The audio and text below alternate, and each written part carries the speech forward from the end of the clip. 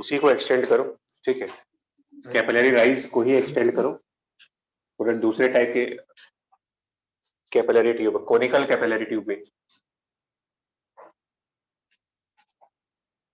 इस टाइप की conical tube है,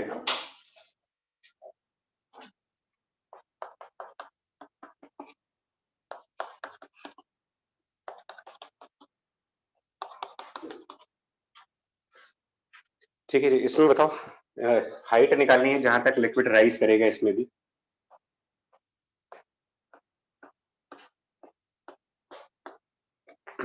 2014 का क्वेश्चन है, एडवांस का ये।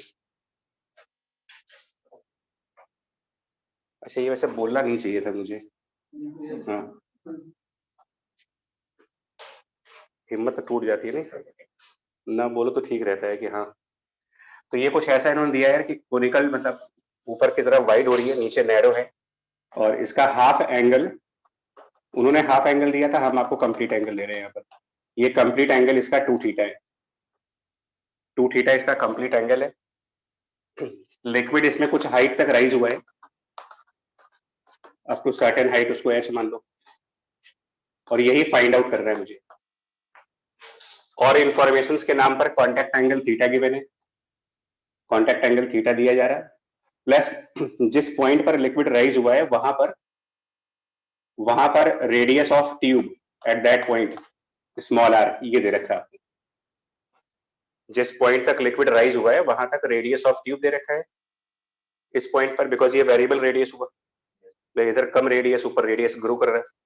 तो यहाँ पर जिस जिस हाइट तक लिक्विड राइज हुआ है ना, वहां पर रेडियस आ गया, और यहाँ पर कॉन्टैक्ट एंगल मतलब कि कोनिकल ट्यूब और लिक्विड के फ्री सरफेस के बीच का एंगल थीटा, ये दोनों दे रखे हैं आपको। सो ये हाइट कैलकुलेट करनी है। हाँ जी,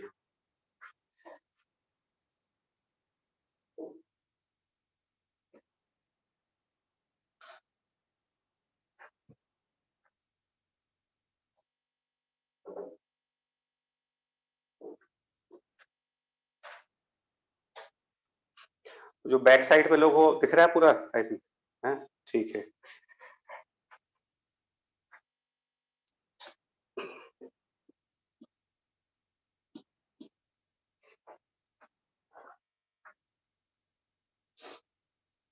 लास्ट क्लास में क्या कंसेप्ट समझ में आया था? कैपिलरी राइज का जो कंसेप्ट है वो क्या है? मेथड कौन सा फॉलो किया था हम लोगों ने? प्रेशर का कंसेप्ट, राइट। तो उसके लिए सबसे पहला स्टेप है प्राइमरी स्टेप मेनिस्कस का रेडियस फाइंड करो आप, radius of this curve meniscus, primary step होगा ये।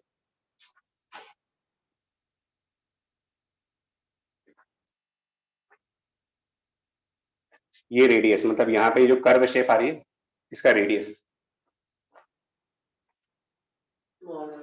वो एक स्फीयर का पार्ट है। वो लास्ट क्लास में भी कहा था कि जो मेनिस्कस होगा ये स्फेरिकल होता है, कंप्लीट स्फीयर का एक पार्ट होता है किसी, नहीं नहीं तुक्का मत मारो, एक मिनट यार, ये 2 थीटा 1 हो गए, इसको अलग कर दो।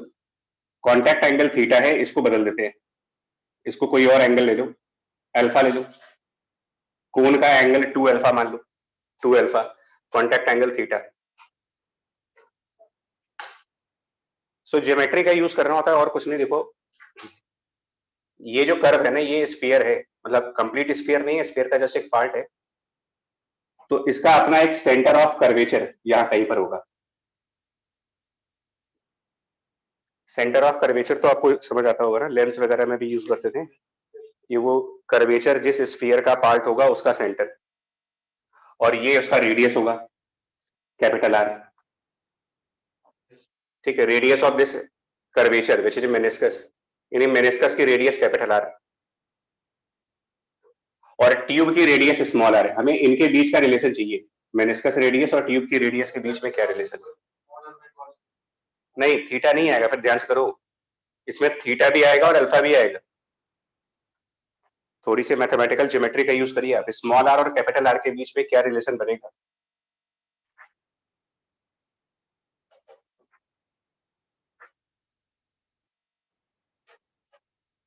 और contact angle, remember contact angle theta, ये जो सरफेस आप दिखाते हो मेनिस्कस, उस मेनिस्कस का जो टेंजेंट बनेगा मेनिस्कस की जो टेंजेंट उसके साथ का एंगल बनता है थीटा। जो मेनिस्कस है उसका टेंजेंट का और कैपिलरी ट्यूब के बीच का एंगल, इसको हम कॉन्टैक्ट एंगल थीटा कह रहे हैं।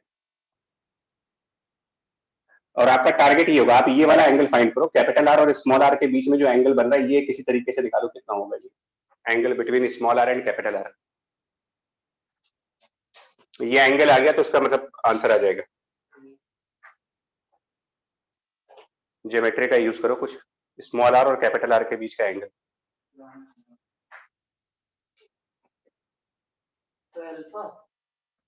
गेस कर रहे हैं? हाँ, ये 2 अल्फा टोटल एंगल है और ये थीटा है। सेंटर से किसको ज्वाइन कर दे? वर्टेक्स को। हाँ कर दो। फिर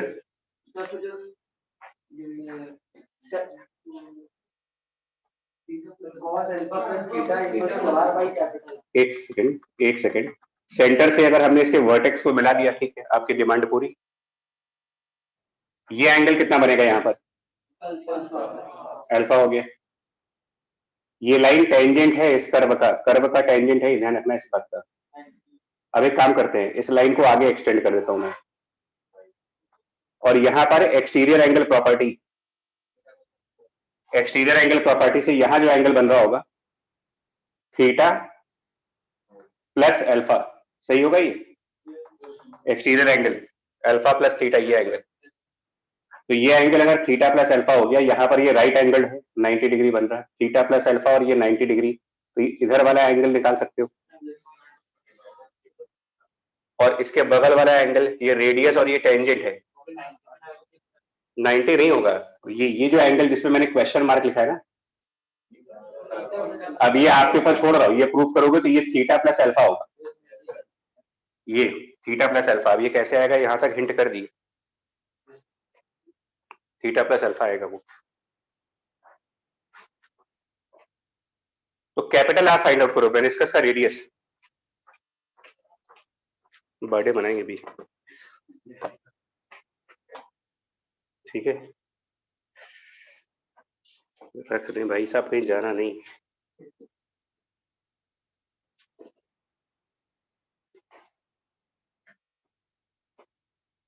कर लो आपस में जो करना है।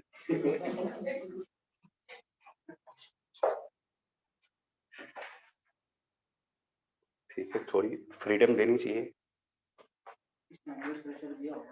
कैपिटल आर को निकालो यार, पहले कैपिटल आर की वैल्यू आ गई ना। हाँ ठीक, तो कैपिटल आर ये प्राइमरी स्टेप है मेनिस्कस का रेडियस निकालना। So capital R equals to small R divided by cos theta plus alpha, ये हो गया कैपिटल आर। ठीक, अब आप कंसेप्ट लगाओगे प्रेशर डिफरेंस वाला। मेनिस्कस के ऊपर की तरफ अगर एटमॉस्फेरिक प्रेशर पी नॉट है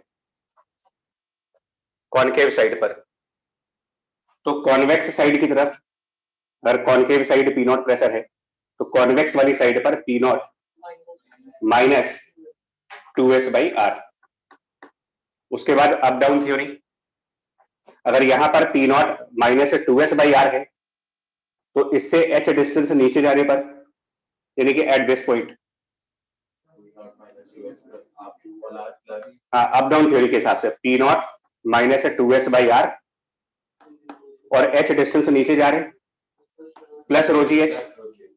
बट ये पॉइंट आउटसाइड के पॉइंट्स के से मैच करना चाहिए सेम लेवल पर, और आउटसाइड पॉइंट भी पी नॉट है अगर, तो इसको पी नॉट से कंपेयर कर लीजिए। यही काम तो लास्ट टाइम भी किया था, एग्जैक्टली सेम काम किया था, बट लास्ट टाइम में ये रिलेशन थोड़ा अलग था। ध्यान करो, सिलिंड्रिकल ट्यूब में capital R was equal to small R divided by cos theta, उसमें अल्फा नहीं था लास्ट क्लास के रिजल्ट में।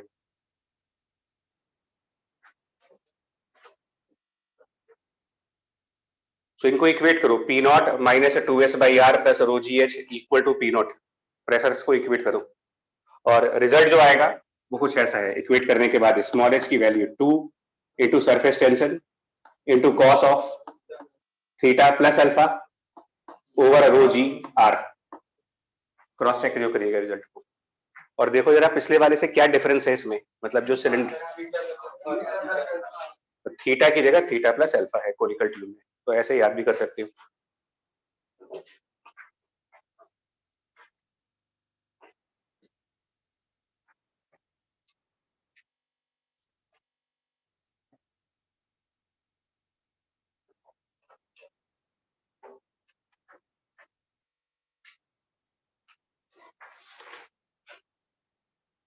कर लिया, नोट कर लिया? चलो जी, अब इस कोन को ना इन्वर्ट कर देते हैं और ये अपने आप करोगे, लेकिन ये एक और है, सिमिलर है, बट इसमें क्या है कि कोन का जो वाइडर पार्ट है वो नीचे है और नैरो पार्ट ऊपर है, ऊपर की तरफ ये नैरो है। अब ये अपने आप सेल्फ ट्राई करो, क्या आंसर आएगा इसमें भी? हाँ, मतलब हाइट नहीं, वैल्यू क्या, सिंबल्स हैं तो फिर वैल्यू क्यों बोल रहे हो? हाइट निकालनी है। कॉन्टैक्ट एंगल थीटा यहाँ पर भी है, ये एंगल थीटा है कॉन्टैक्ट एंगल वाला। कोन का total angle at the cone, ये अभी भी 2 अल्फा है। और अगेन जहां पर मेनिस्कस बन रहा वहां पर रेडियस स्मॉल आर है। किसका? मेनिस्कस का बोल रहा हूँ या उस कोन का? कोन का रेडियस स्मॉल आर है at that point where the liquid is present, free surface of liquid is present, वहां की बात कर रहे हैं।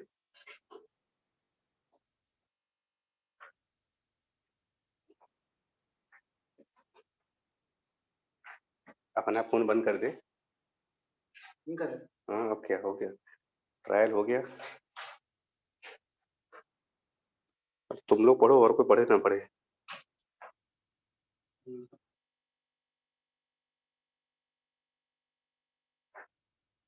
तो एक बार फिर एग्जैक्टली सेम काम करिएगा। टारगेट फिक्स रखो, टारगेट यही होता है, मेनिस्कस की जो रेडियस होती है कैपिटल आर, यहाँ कहीं पर उसका सेंटर ऑफ कर्वेचर होगा, और ये जो ट्यूब की रेडियस होती है मतलब कि स्मॉल आर, आपका एक टारगेट होना चाहिए इनके बीच का एंगल निकालना, बस। कैपिलरी राइज किसी भी तरीके के ट्यूब के अंदर ऐसे ही होगा।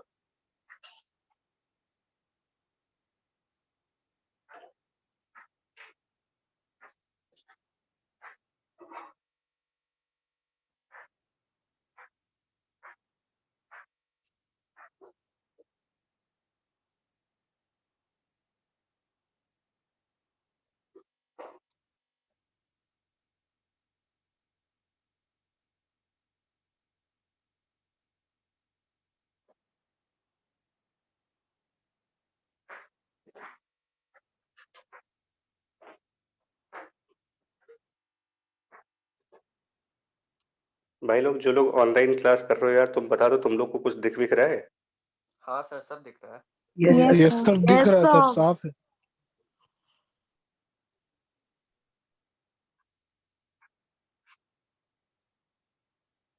सिमन, आवाज तो आ रही थी वैसे? सब ठीक।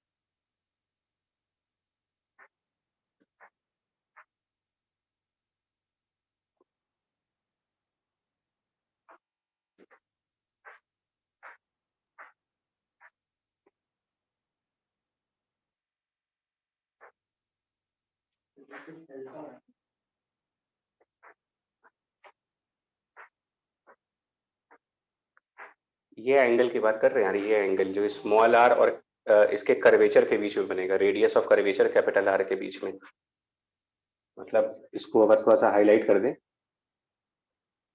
तो इस मेनिस्कस का रेडियस कैपिटल आर और कोन का रेडियस स्मॉल आर, इनके बीच का एंगल चाहिए।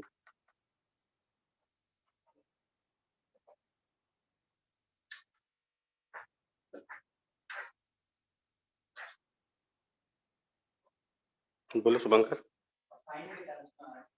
नहीं, ये एंगल तो थीटा और अल्फा के फॉर्म में ही होगा, ये वाला थीटा माइनस अल्फा, हाँ सही है, ये एंगल थीटा माइनस अल्फा आना चाहिए।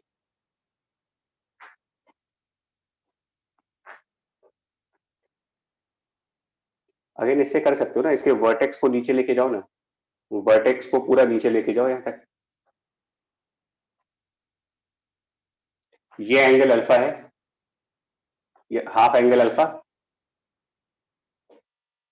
इसके अपोजिट वाला ये एंगल नहीं निकाल सकते हम लोग, ये वाला थीटा माइनस, ये भी तो एक्सटीरियर एंगल बन रहा है, ये थीटा एक्सटीरियर एंगल हुआ, तो अगर ये अल्फा बन रहा है तो यहाँ पर एंगल बन रहा होगा थीटा माइनस अल्फा का, एक्सटीरियर एंगल वाली प्रॉपर्टी से।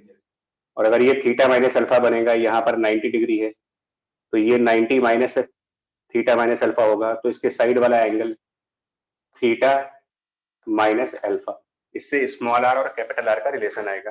अब रिलेशन निकालने की भी जरूरत नहीं है। जब आपको ये समझ में आ गया है कि सब सिर्फ चेंजेस क्या हो रहे हैं, स्मॉल आर और कैपिटल आर के रिलेशन के बीच का जो एंगल है, इसके पहले वाले में यहाँ पर थीटा प्लस अल्फा था, अभी यहाँ पर थीटा माइनस अल्फा है, तो हाइट का फॉर्मूला आप डायरेक्टली भी कर सकते हो, 2s cos of just theta minus alpha लिखिए यहाँ पर, divided by rho g into small R कर दो। जब एक डेरिवेशन अभी कर चुके हो आप, उसमें थीटा प्लस अल्फा था, यहाँ थीटा माइनस अल्फा हो जाएगा। इस तरीके से देखो,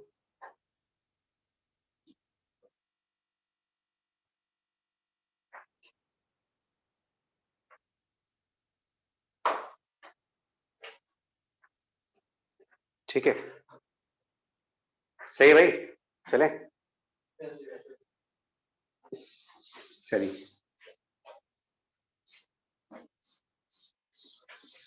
HCB में एक क्वेश्चन है, नंबर तो नहीं याद है मेरे को, लेकिन उसमें आई थिंक आप कोई बुक बता दे अगर तो बता दूं मैं। 27 है मेरे ख्याल से, क्वेश्चन नंबर 27, क्वेश्चन नंबर 27 उसमें होगा सब मैकेनिकल प्रॉपर्टीज वाले चैप्टर में, सब मैकेनिकल प्रॉपर्टीज में क्वेश्चन 27 अगर आप देखो, हाँ यही वाला, हाँ 2 large glass plates. Sir page number क्या है? 2 लार्ज ग्लास प्लेट्स वाला क्वेश्चन है, क्वेश्चन 27। पेज नंबर बता दो। 301, पेज नंबर 301 पे 27। ये भी कैपिलरी राइज है, लेकिन इस बार ये किसी ट्यूब के अंदर नहीं है। पढ़िए क्वेश्चन किसके अंदर है, तो नहीं टैंक में तो पानी भरा है, लिक्विड जो राइज कर रहा है वो बिटवीन 2 पैरेलल प्लेट्स। हाँ, तो अब की बार कोई ट्यूब नहीं बन रही है हमारे पास, it is rising between the 2 parallel plates. तो कुछ इस तरीके से ट्राई करते हैं फिगर को ड्रॉ करने का। मोस्ट इंपॉर्टेंट है आपका फिगर सही से बन जाए अगर ना, तो विजुअलाइज भी हो जाता है कि 2 पैरेलल प्लेट्स हैं, इनके बीच में लिक्विड को राइज करना है।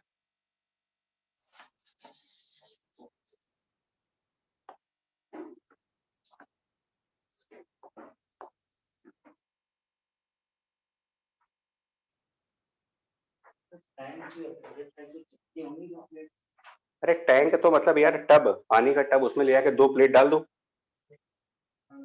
टैंक का कोई काम नहीं है, टैंक तो पानी भरने के लिए है, उसमें ऐसे 2 पैरेलल प्लेट्स डिप की गई है, कुछ नहीं किया है, 2 पैरेलल प्लेट्स पानी में डाली गई और पानी इसमें राइज कर गया, यही कैपिलरी इफेक्ट है।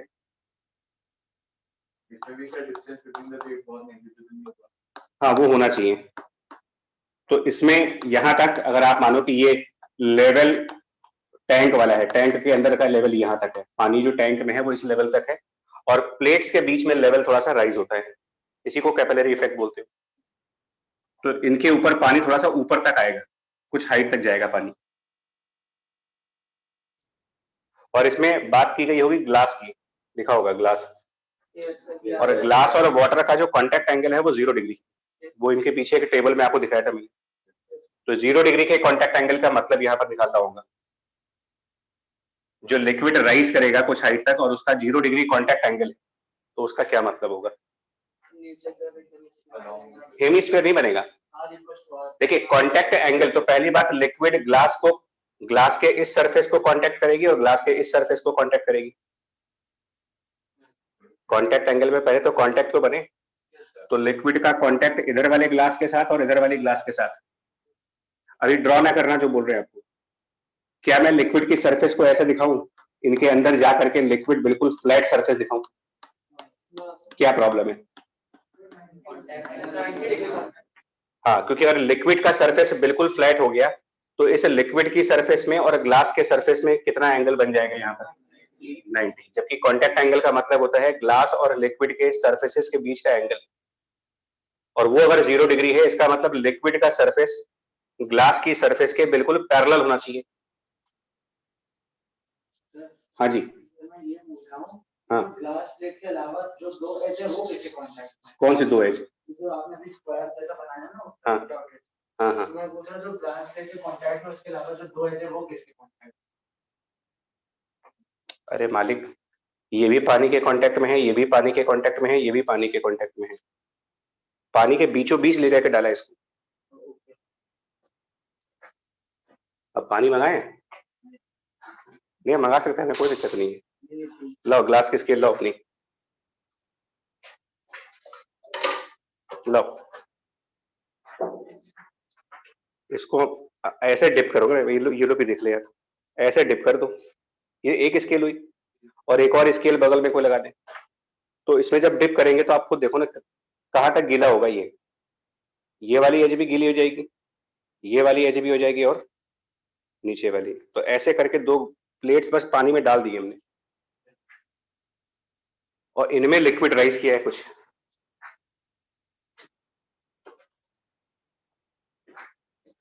जीरो डिग्री कॉन्टैक्ट एंगल का मतलब लिक्विड का सरफेस और ग्लास का सरफेस बिल्कुल पैरेलल होना चाहिए। किस टाइप का सरफेस होगा, कुछ लोग प्रेडिक्ट कर पाओगे? बताओ, अगर आप में से कोई बता पाए कि सरफेस ऑफ लिक्विड की ज्योमेट्री क्या बन रही होगी। स्फेयर तो नहीं बनेगा, स्फेयर नहीं बन सकता। नाम होगा उसका कुछ, नाम क्या होगा उसका पता नहीं। Half cylinder, right, half cylinder. भाई देखो आपको मैं इससे दिखा रहा हूँ ना, इससे करके दिखाते हैं। ये हमारा बोर्ड का सरफेस हो गया और ये भी तो एक सरफेस है रेक्टेंगल के फॉर्म में, ये भी एक सरफेस ही है। अगर मैं इसको ऊपर से मतलब इसकी जो टॉप वाली एज है ये इस बोर्ड पर ऐसे चिपका दे और उसके बाद इसको कर्व शेप दे दे, ऐसे कर्व कर दे, तो इन 2 सरफेसेस के बीच का एंगल क्या बोलोगे आप? तो एंगल के लिए पहले आपको कांटेक्ट वाला पॉइंट देखना पड़ेगा। कांटेक्ट यहाँ पे हो रहा है और जहां पे कांटेक्ट हो रहा है वहां पर क्या ये दोनों सरफेसेस पैरेलल नहीं है? तो कितना कांटेक्ट एंगल हुआ ये? 0। तो ऐसा कुछ होगा मतलब, और दूसरे साइड भी ऐसा होगा मतलब लिक्विड का सरफेस जो होगा वो एक हाफ सिलिंड्रिकल फॉर्म लेगा, हाफ सिलेंडर के फॉर्म में जाएगा ये थोड़ा सा विजुअलाइज कर लेना आप। इसका मेन कंसेप्ट ही यही है, that's free surface of liquid will be just like half cylinder between the 2 parallel surfaces.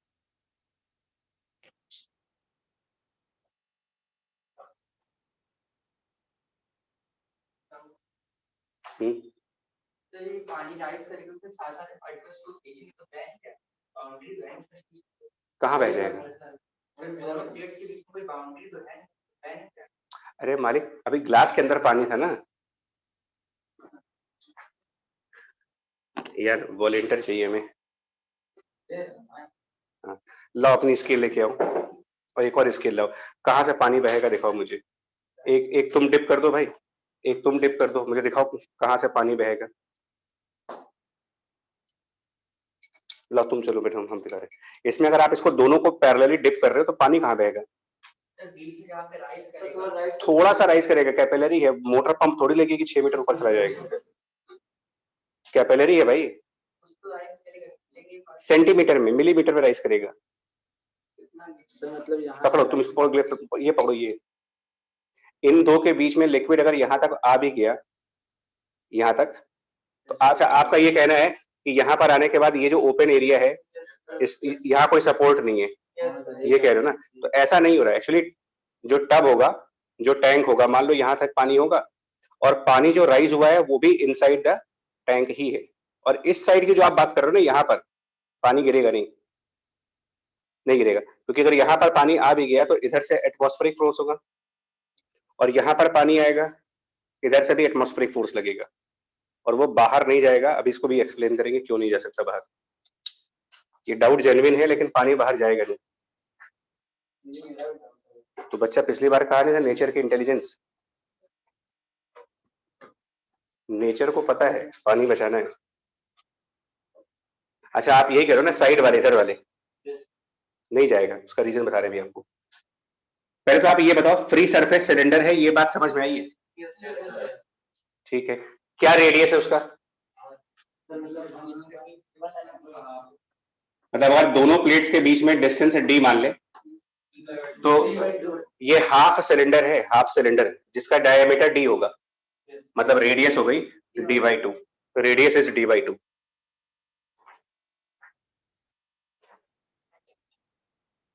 अब ये बताओ, एक सिलेंडर के लिए हम लोगों ने जो प्रेशर डिफरेंस वाला कंसेप्ट पढ़ा था, एक्सेस प्रेशर वाला, तो स्फीयर के केस में 2s/r बताया गया था आपको, बट उसी डेरिवेशन में सिलेंडर का डिस्कस हुआ होगा। सिलेंड्रिकल सरफेस के कॉनकेव और कॉन्वेक्स साइड का प्रेशर डिफरेंस S/R। पन्ना पलट के देख लो, S/R था। तो अगर इसकी कॉनकेव साइड P0 प्रेशर है, तो इसकी कॉन्वेक्स साइड पर P0 माइनस, हाँ, स्फेरिकल में 2s/r, सोप बबल्स में 4s/r और सिलेंड्रिकल सरफेस में S/r, ये ध्यान रखना होगा। उसके बाद अगर पानी h हाइट तक राइज हुआ है, सुनो पहले, अप डाउन थ्योरी के हिसाब से इससे h डिस्टेंस नीचे गए, क्या प्रेशर हो जाएगा यहाँ पर? -s/r प्लस, और ये आउटसाइड उसी लेवल पर जो प्रेशर होगा, एट द सेम लेवल बाहर का प्रेशर, मतलब जो टैंक में होगा P0, इनको फिर से इक्वेट करेंगे और रेडियस को रिप्लेस कर देंगे d/2 से। बस इतना सा करना है इसमें। d/2 रेडियस ऑफ मेनिस्कस होगा कि इसका रेडियस ऑफ डिस्टेंस है, उसके बीच का डिस्टेंस होगा? नहीं, तो ये आधा सिलेंडर है ना एक्चुअली यार, तो वो बराबर ही हो जाएंगे। हाफ सिलेंडर है, तो अगर मैं हाफ सिलेंडर को between the two parallel plates रखूंगा तो सेपरेशन और डायमीटर एक ही हो जाएगा। ये आधा सिलेंडर है। अगर विजुअलाइज करना चाहते हो तो ये कुछ ऐसा होगा, मैं कंप्लीट सिलेंडर ड्रॉ करके दिखा देता हूँ। आप इसको ऐसे इमेजिन कर सकते हो कि एक पूरा पूरा सिलेंडर जो है वो दोनों प्लेट्स के बीच में रखा गया है। थोड़ा सा ऐसे visualisation, it is just like एक सिलेंडर को दो प्लेट्स के बीच में फंसा दिया जाए। हाँ ऐसे सिलेंडर, हाँ ऐसे इस टाइप से ऐसा सिलेंडर है, और एक इधर एक इस तरफ सरफेस है और एक इस तरफ सरफेस, दोनों के बीच में डाल दे इसको आप। सुमंकर, वो पेपर दो जरा, अभी जो तुम जो ले रहे थे ना, तुमसे ही ये सब उम्मीदें कर सकते हैं। हाँ, खुरपेच वाली उम्मीदें जो है तुम बहुत बढ़िया करते हो। नोट्स वाले पन्ने, ये उम्मीद नहीं थी, नहीं ये उम्मीद नहीं थी भाई। वो अभी ना वो दो ग्लास, वो दो स्केल। देखो बता रहा, ये ऐसा होगा यार, ये प्लेट तो नहीं है, बट प्लेट से इमेजिनेशन कर सकते हो कि एक तरफ हमारा ऐसा सिलेंडर आ गया और दूसरी वाली स्केल कहाँ गई, ये ऐसे होगा यार। ये मतलब between the to glass plates liquid का सरफेस कुछ इस तरीके का होगा, आधा सिलेंडर जैसा। देखिए इन लोग को भी दिखाते हैं भाई, इस टाइप से। तो कांटेक्ट एंगल कितना बनेगा आप खुद देखो यहाँ पर। अगर ये ऐसा सिलेंडर बनेगा और ये स्केल है, तो क्या आपको ऐसा नहीं लग रहा है कि यहाँ पर दोनों के सरफेसेस आपस में टच कर गए, तो 0 डिग्री एंगल बन गया। और इधर भी जाएंगे तो कांटेक्ट एंगल कितना बनेगा, 0। अब इनके बीच में ऐसे हाफ सिलेंडर टाइप की चीज है, तो जो डायमीटर ऑफ सिलेंडर होगा वो separation between the two plates से मैच कर जाएगा, ये इस तरीके से होगा। और उसके बाद ये जरूर पता होना चाहिए था आपको कि एक्सेस प्रेशर सिलेंड्रिकल सरफेस के लिए S/r होता है, स्फेरिकल के लिए 2s/r होता है ना। इसका आंसर अपना ले आओ, कितना आएगा। और हाँ, d इज मतलब d डायमीटर है, तो रेडियस आप d/2 रखो, एंड देन प्रेशर्स को इक्वेट करके हाइट निकाल के जो न्यूमेरिकल वैल्यू दी गई है क्वेश्चन में वो रखो, और देखो क्या आंसर आता है। उसमें न्यूमेरिकल वैल्यूज है बुक में। सरफेस टेंशन मेरे ख्याल से 0.075 है और d शायद 1 मिलीमीटर है। यही, हाँ यही बोला था, ये लिक्विड गिरेगा इसलिए नहीं क्योंकि यहाँ पर प्रेशर एटमॉस्फेयर से नीचे है। ये जो अभी कह रहे थे ना कि जो दोनों ग्लास के बीच में जब लिक्विड राइज करेगा तो जिस साइड ग्लास नहीं है वहां से पानी को निकल जाना चाहिए। ये तो डाउट आ रहा था इनका कि ऐसे दोनों स्केल के बीच में लिक्विड राइज हुआ, सामने से खुला हुआ है, तो पानी को सपोर्ट कौन दे रहा होगा। तो नोटिस एक चीज नोटिस तो करो, इनसाइड वाटर प्रेशर P0 से कम है, P0 माइनस समथिंग है, और आउटसाइड वाटर बाहर तो एटमॉस्फेरिक प्रेशर होगा, तो क्या लो प्रेशर से हाई प्रेशर की तरफ पानी जाएगा, नहीं जाएगा। मतलब ये चुपचाप ऐसे ही खड़ा रहेगा पानी। अब इसमें एक और कंसेप्ट है, इस क्वेश्चन में एक और कंसेप्ट है, वो बुक में नहीं पूछा गया है बट वैसे पूछा जाता है। और वो ये पूछते हैं कि ये जो ग्लास प्लेट है इस पर एक रिजल्टेंट फोर्स लग रहा होगा अंदर की तरफ, एक रिजल्टेंट फोर्स इनसाइड डायरेक्शन में लगेगा और इधर भी एक रिजल्टेंट फोर्स आएगा। मतलब ये दोनों ग्लास प्लेट्स अगर ऊपर से किसी ने होल्ड नहीं की, ऊपर से अगर हमने ग्लास प्लेट्स को पकड़ा नहीं होगा तो ये कोलैप्स कर जाएंगे। कैपिलरी राइज के बाद ये प्लेट्स कोलैप्स कर जाएंगी या टेंडेंसी होगी इनकी कोलैप्स करने की, चिपकने की।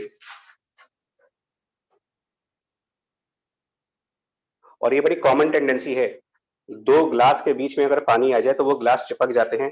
कभी भी आप ग्लास की स्लाइड अगर आपके आसपास हो ना, कहीं स्केल से भी कर सकते हो, नहीं चाहिए नहीं, आप कुछ मत करिए, घर पे ऐसे 2 स्केल लीजिए, दोनों को पानी में डिप करके एक दूसरे के कांटेक्ट में रख दो, ये चिपक जाएंगे। और फिर इनको अलग करने के लिए लो, नहीं नहीं ग्लास में नहीं, हम ऐसे कह रहे सिंपल, ये दोनों स्केल को पानी में डाल दीजिए, पूरा गीला करना होगा, अभी तो हाफ है, इधर से भी देख लेते हैं। इसके बाद जब आप इनको रखोगे ना अगर प्रॉपरली, ये गंदे स्केल है तो ये चिपक जाते हैं। फिर इनको हल्का सा ना ऐसे हल्का सा आपको ताकत लगानी पड़ती है अलग करने में, स्लाइटली, बहुत ज्यादा नहीं है। हाँ हाँ, और घर में भी कभी कभी जो पीने वाली ग्लास होती है, पानी पीने वाली, बोलना जरूरी होता है, उन्हें पीने से कुछ और भी समझ में आते हैं। तो अगर कभी आप ग्लास धो करके रखो, जैसे कांच वाली ग्लास, और वो चिपक जाता है, उनको अलग करने में बड़ी खींचातानी करनी पड़ती है, नॉर्मली स्टील ग्लासेस पे भी होता है। तो ये नेचर है, 2 ग्लास के बीच में अगर आपने पानी डाला तो वो स्टिक करना ही करना उनको। जो बीच में ग्लास की फिल्म बन जाती है वो कम हाँ, इसमें नहीं होगा, वो एक प्लेन ग्लास जो आता है ना, प्लेन साफ सुथरा, ग्लास लाइट होते हैं। हाँ बायोलॉजी वाले जो ग्लास स्लाइड्स होते हैं, उनको आप पानी में डिप करो, चिपक जाएंगे। तो क्या नेचर है उसका, क्यों ऐसा क्यों होगा, इनवर्ड फोर्स क्यों लगेगी? देखो, सेकंड वाले लेक्चर में ना एक कंसेप्ट था, और वो कंसेप्ट ये था कि फोर्स किसी भी प्लेन सरफेस पर, force on a plane surface, second lecture की बात कर रहे हैं, तो कहा गया था कि it was the pressure at the centre of gravity, pressure at centre of gravity and multiplied by area. ये आपको सेकंड लेक्चर में बताया गया था। तो ये प्लेन सरफेस ही है, ठीक है। इसके लेफ्ट साइड जिधर वाटर नहीं है, इधर जिधर वाटर नहीं है, इधर तो थ्रू आउट कौन सा प्रेशर लग रहा होगा, लेकिन इधर के साइड जहां पर पानी है, एक तरफ पानी है एक तरफ एयर है, तो जहां पर लिक्विड है इधर वाली साइड देखो अगर, तो और वो भी हम सिर्फ इसका वेट पोर्शन देखेंगे, कंप्लीट पोर्शन नहीं, जितना पोर्शन इसका पानी के कांटेक्ट में है सिर्फ उसकी बात करो। और क्यों उसकी बात करेंगे, वो उसका भी रीजन है। देखिए, जो चीज पानी के कांटेक्ट में नहीं है, मतलब इधर भी एयर है और इसके दूसरे साइड भी एयर है, तो इन दोनों की फोर्सेस आपस में बैलेंस नहीं हो जाएंगी।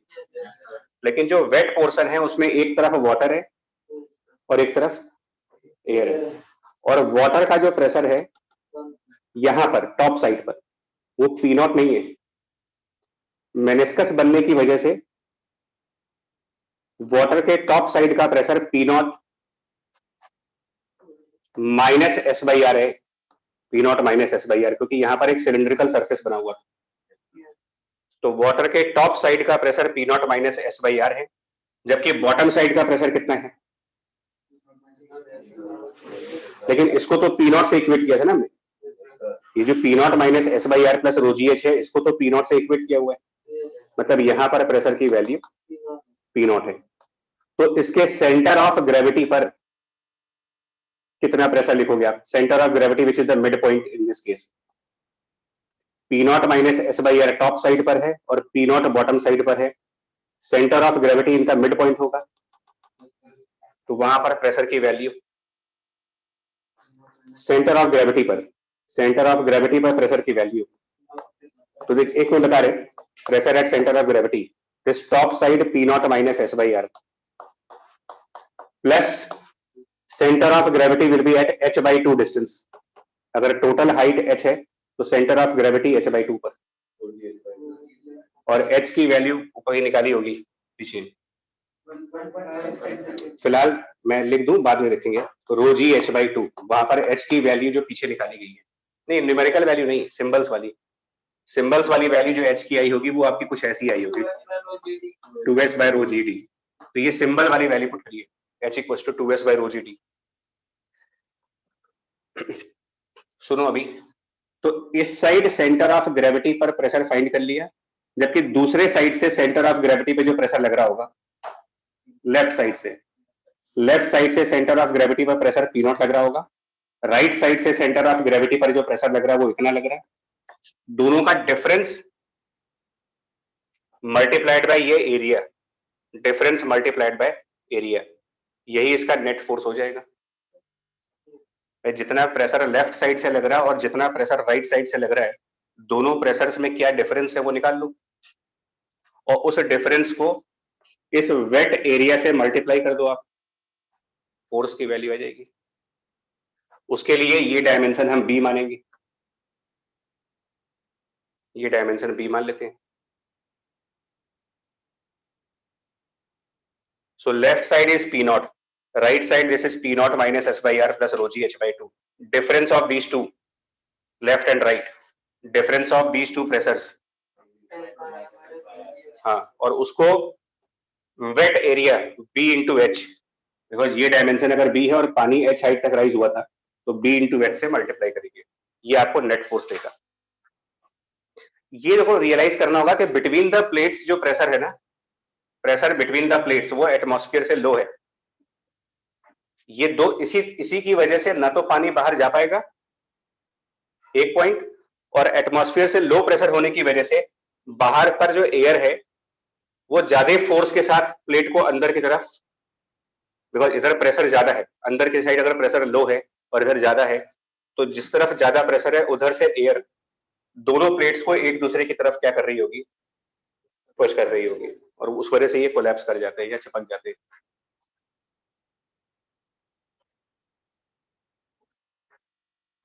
आगे इसको पूरा सिंप्लीफाई कर लो, क्या आएगा।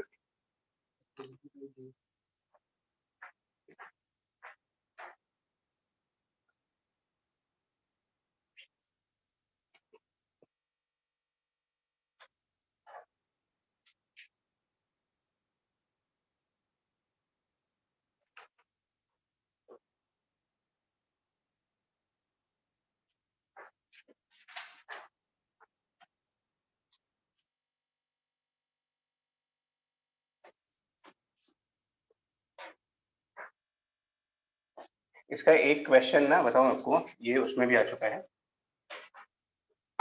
अभी 2 साल पहले ना, ओलंपियाड, फिजिक्स ओलंपियाड एनएसईपी में एक क्वेश्चन था,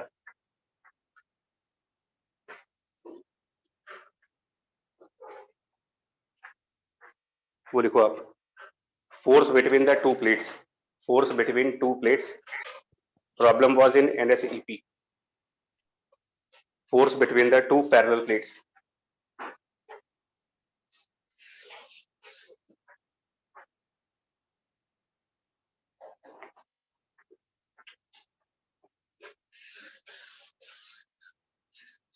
ठीक है, उसमें क्वेश्चन ये था कि दो पैरेलल प्लेट्स हैं ऐसे लाइक हॉरिजॉन्टल टाइप में, ये इनका सिर्फ फ्रंट व्यू है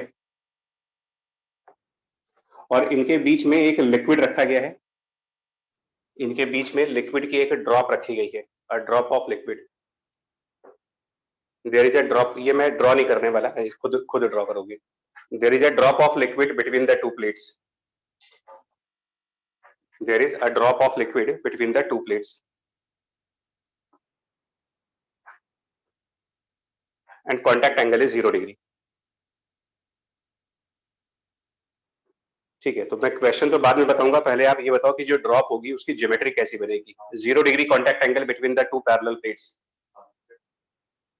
स्फेरिकल दिखाओगे, 0 डिग्री कॉन्टैक्ट एंगल आपको सेटिस्फाई करना है, और अभी आपको एग्जांपल दिखाया है, पैरेलल प्लेट्स के बीच में 0 डिग्री कॉन्टैक्ट एंगल तभी बन सकता है जब सिलिंड्रिकल सरफेस बने।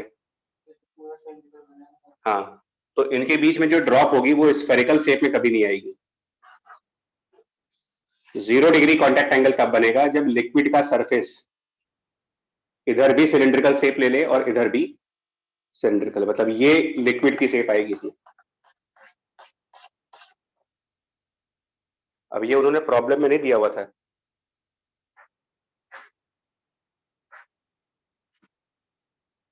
तुम लोग कॉन्टैक्ट एंगल को बहुत लाइटली ले रहे हो, बहुत लाइटली। मैं देखो मतलब जितना हमें समझ में आ रहा है कि आप कॉन्टैक्ट एंगल की इंपॉर्टेंस को नहीं समझ रहे हो। कॉन्टैक्ट एंगल आपको लिक्विड के सरफेस की ज्योमेट्री डिफाइन करने में हेल्प करता है। सर ये हाफ सिलेंडर के लिए, ये हाफ सिलेंडर के लिए है ना, इधर भी हाफ सिलेंडर, इधर भी है, बिकॉज इधर भी फ्री है, इधर भी फ्री है। ये एक्चुअल फ्रंट व्यू है। रियल फिगर देखोगे तो रियल फिगर में ये प्लेट कुछ ऐसे अंदर की तरफ एक्सटेंडेड होगी। एक्चुअल फिगर कुछ ऐसी होगी। ये प्लेट्स अंदर की तरफ एक्सटेंडेड है, रेक्टेंगुलर है। तो ये मेनिस्कस ऐसे बनेगा, यहां पर भी जाएगा। अगर हम इस प्लेट को यहां लेके आए ना, तो ये ऐसे करके, ये ऐसे सिलेंड्रिकल सरफेस ही होगा, आधा सिलेंडर। हाफ सिलेंडर इस तरफ होगा और आधा सिलेंडर आपका इस तरफ होगा, ऐसे करके। कुछ इमेजिन हो रहा है आपको? अरे इधर भी फ्री सरफेस है, इधर भी फ्री सरफेस है। मेनिस्कस वही बनता है जहां फ्री सरफेस होती है, और फ्री सरफेस की डेफिनेशन दी जा चुकी है। फ्री सरफेस उसको बोलते हो जहां पर मीडियम बदलता है। तो इधर लिक्विड है, इधर एयर है, ये एक फ्री सरफेस है। इधर एयर लिक्विड, इधर एयर, ये भी एक फ्री सरफेस है। तो बोथ साइड मेनिस्कस बनेगा। ये सब समझो आप। फॉर्मूला क्या लिख रहे हैं, न्यूमेरिकल वैल्यू क्या आ रही है, वो तो इंपॉर्टेंट नहीं है, वो कंसेप्ट नहीं होते। नहीं नहीं बता रहे, पर ये तो समझो, ये हो गया। अब उन्होंने ये कहा था कि ये जो लिक्विड है इसका ये वाला एरिया दे रखा था इन्होंने, यहाँ पर ये एरिया कैपिटल ए मेंशन था प्रॉब्लम में। मतलब इन्होंने ये कहा था कि contact area is capital A. Figure नहीं थी उसमें, उसमें ये था कि जो प्लेट और लिक्विड का कॉन्टैक्ट एरिया है वो कैपिटल ए है, मतलब ये वाला area. Surface tension capital A से, और पूछा ये था force between the two plates, find the force between two plates.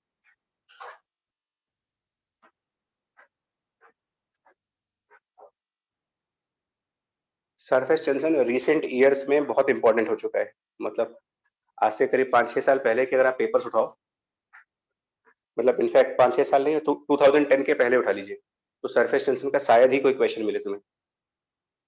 और 2010 के बाद के क्वेश्चन उठा लो, हर साल इसका क्वेश्चन आ रहा है। मतलब पहले आर्किमिडीज, बर्नौलीज, इन पर क्वेश्चन आते थे, अब उनका वेटेज कर दिया है कम, और सरफेस टेंशन विस्कोसिटी का वेटेज बढ़ा दिया है।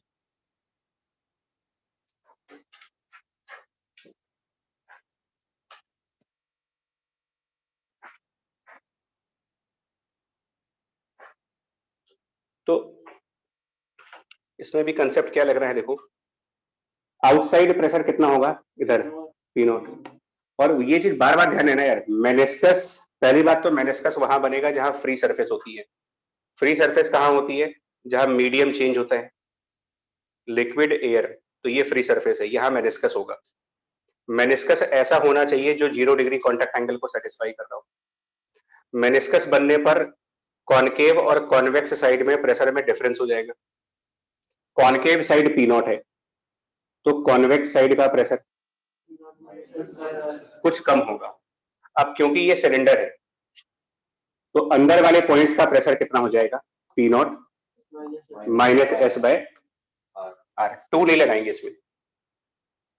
और अगर ये सेपरेशन डी है दोनों प्लेट्स के बीच में, तो R is equal to D by 2।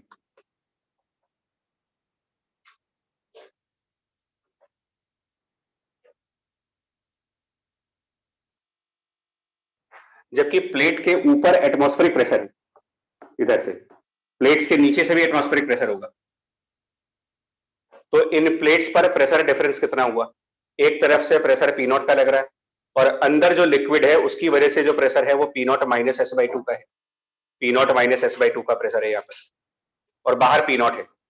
कौन से साइड से ज्यादा प्रेशर आ रहा है इस पर, तो इसका मतलब है कि नेट प्रेशर नीचे लग रहा होगा, और वो कितना होगा, net pressure is S by R या S by 2s by d. This is the net pressure on a plate in the downward direction. Because outside ज्यादा प्रेशर है, इनसाइड कम प्रेशर है, कोलैप्स कर जाएंगे ये भी।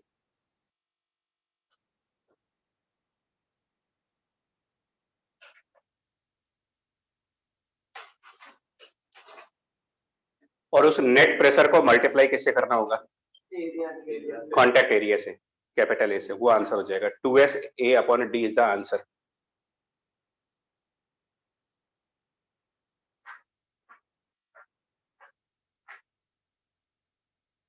अच्छा, जो ट्रेंड जेई वाले फॉलो कर लेते हैं वो सारे एग्जाम वाले फॉलो करते हैं। मतलब जेई वालों ने वर्नियर और स्क्रूगॉस के क्वेश्चन पूछने चालू किए, तो केवीपीवाई वालों ने भी पूछने चालू कर दिए, एनएसईपी वालों ने भी स्टार्ट कर दिया।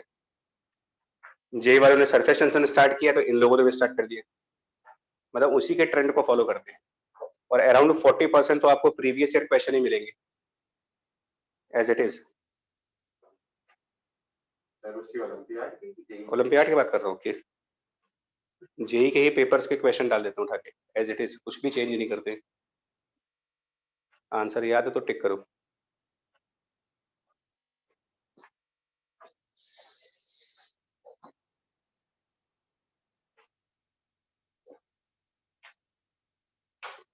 और एक क्वेश्चन दिखा रहे हैं आपको, ये भी बड़ा मजेदार क्वेश्चन है।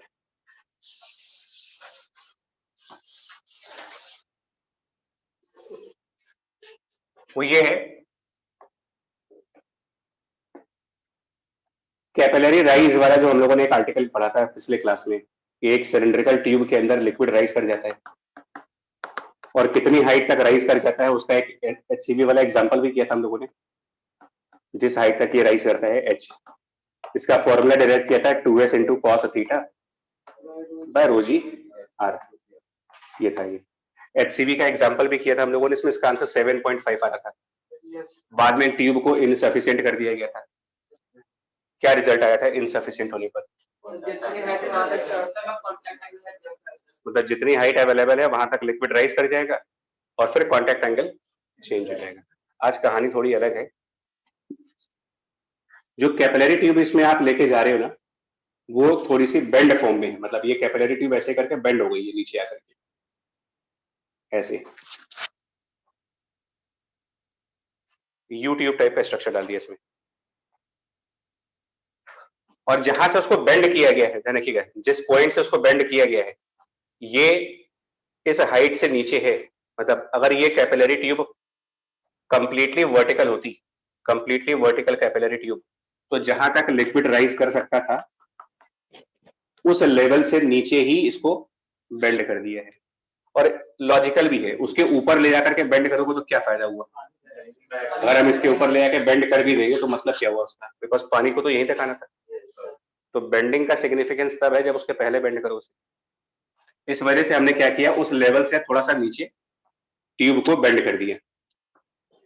और बेंड करने के बाद सुनो, ये भी इंपॉर्टेंट है, बेंड करने के बाद ये वाला एंड, जो ये फ्री एंड है इसका, ये टैंक की लेवल से ऊपर है।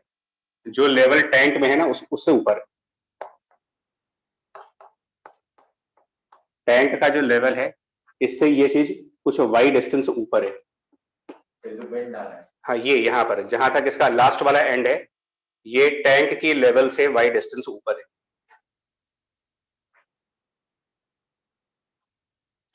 पहला क्वेश्चन तो ये है कि क्या लिक्विड इसे बेंड वाली ट्यूब में से बाहर गिरेगा? क्योंकि कैपिलरी एक्शन की वजह से इसमें लिक्विड राइज करना स्टार्ट कर देगा। तो ये तो समझ आ चुका है कि ओवरफ्लो नहीं होता।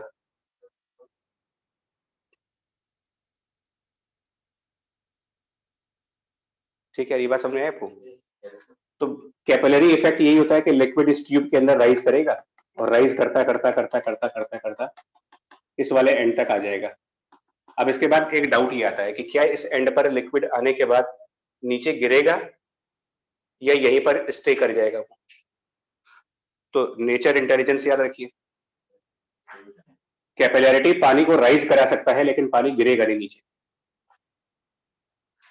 और होगा क्या, देखो, जब पानी, सुन लो यार इसको, आप फिर फॉर्मूला लिखोगे, यहां से जाने के बाद जीरो रिजल्ट। यहां पर इस वाले एंड पर इनसाइड वाटर है और आउटसाइड एयर है। वाटर और एयर, चेंज ऑफ मीडियम, तो यहां पर एक मेनिस्कस बनेगी। हमेशा ध्यान रखिएगा, इस पॉइंट पर मेनिस्कस बनेगी। जहां पर वाटर और एयर है यहां पर मेनिस्कस। अब आपको बता रहा है कि वो मेनिस्कस अपवर्ड होगी ऐसे कॉनकेव शेप की या ऐसी मेनिस्कस बनेगी। मेनिस्कस का कर्वेचर कैसा बनेगा ये डिसाइड करना है। ऐसा क्यों? क्योंकि जो वॉल्स होंगी ना सर, हम्म, जो नीचे पानी जा रहा होगा जहाँ पे कांटेक्ट है ना, उसको अट्रैक्ट करेंगे, राइट, बिल्कुल सही है। और सेकंड वे अगर देखा जाए, सेकंड वे तो देखिए इसके जस्ट आउटसाइड प्रेशर कितना होगा, जस्ट आउटसाइड पी नॉट, ये 100% श्योर है कि जस्ट आउटसाइड पी, और यहां पर भी जो टैंक का लेवल है वो पी नॉट होगा।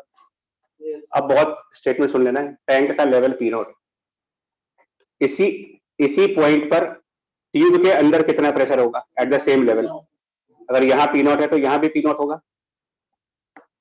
अब जहां पर ये वाला एंड है, इसी के सामने वाला पॉइंट इधर की तरफ लो आप, जहां पर ये एंड है इसके बिल्कुल अपोजिट यहां पर, और अप डाउन थ्योरी यहां पर प्रेशर कितना होगा, पी नॉट, ऊपर जा रहे ऊपर माइनस रो जी वाई,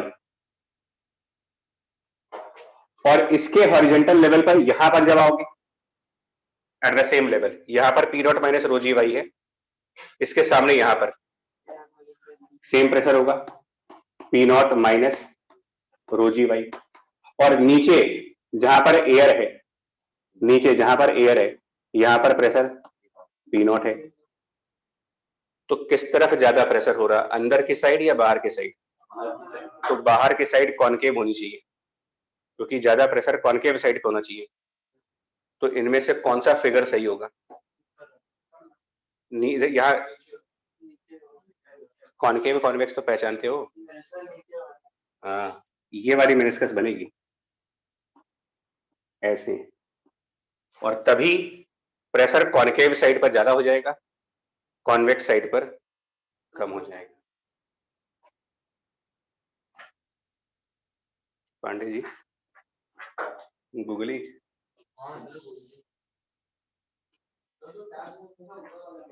हाँ जी,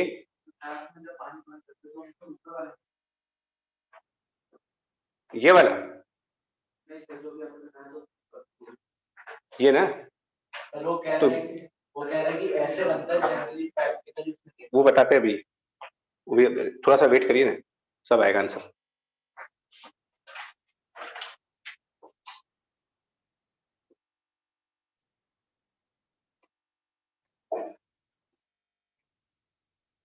और यहां पर ये भी पूछा जाएगा तुम्हें कि ये जो मेनिस्कस बना है ये कितने रेडियस का मेनिस्कस होगा, यहां पर कितना कांटेक्ट एंगल होगा, ये सब पूछा जाएगा।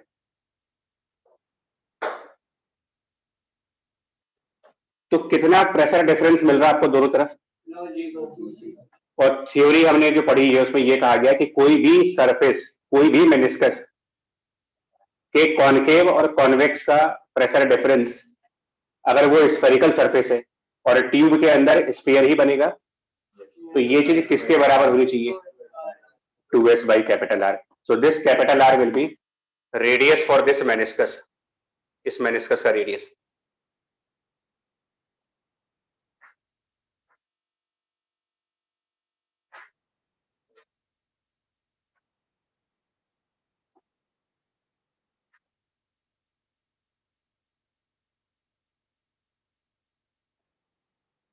और रही बात कांटेक्ट एंगल निकालने की कि यहां पर क्या कांटेक्ट एंगल होगा, यहां पर कांटेक्ट एंगल, तो अभी 3-4 डेरिवेशन कर चुके हो जिसमें ट्यूब की रेडियस और मेनिस्कस के रेडियस में रिलेशन आता है, मतलब स्मॉल आर और कैपिटल आर के बीच एक रिलेशन था कॉस ऑफ थीटा, ये कई बार डिराइव कर चुके हैं। कोन अभी कोनिकल कर रहे थे, तो कोनिकल में एक बार यहाँ थीटा प्लस अल्फा हो गया था और एक बार यहाँ थीटा माइनस अल्फा हो गया था, बट ये सिलेंडर है तो इसके अंदर सिर्फ कॉस थीटा आएगा। तो एक बार हम मेनिस्कस का रेडियस निकाल लेंगे ना, रेडियस ऑफ मेनिस्कस एक बार फाइंड आउट हो जाए, और वो कैसे फाइंड करोगे, मेनिस्कस रेडियस, तो मेनिस्कस रेडियस निकालने के लिए कॉनकेव कॉन्वेक्स का प्रेशर डिफरेंस उसको कंपेयर करना है 2s by r से, मेनिस्कस का रेडियस फाइंड करना है, और एक बार मेनिस्कस का रेडियस फाइंड आउट कर लिया आपने, तो ट्यूब का रेडियस अपॉन मेनिस्कस का रेडियस cos थीटा, इससे मालूम करेंगे कि यहाँ पर कितना कॉन्टैक्ट एंगल है।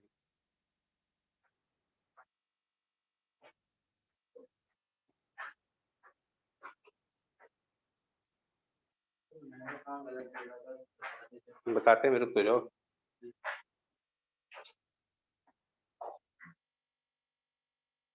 मैं क्यों पिछले 2 क्लास से मेनिस्कस और प्रेशर डिफरेंस के क्वेश्चन कर रहा हूँ।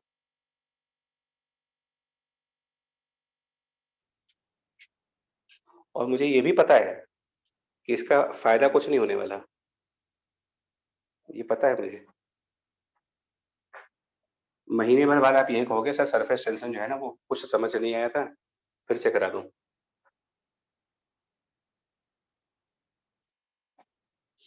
कुछ तो अभी सोच रहे होंगे कि महीने भर का टाइम क्यों दे रहे हो, अभी पूछ लो हमसे।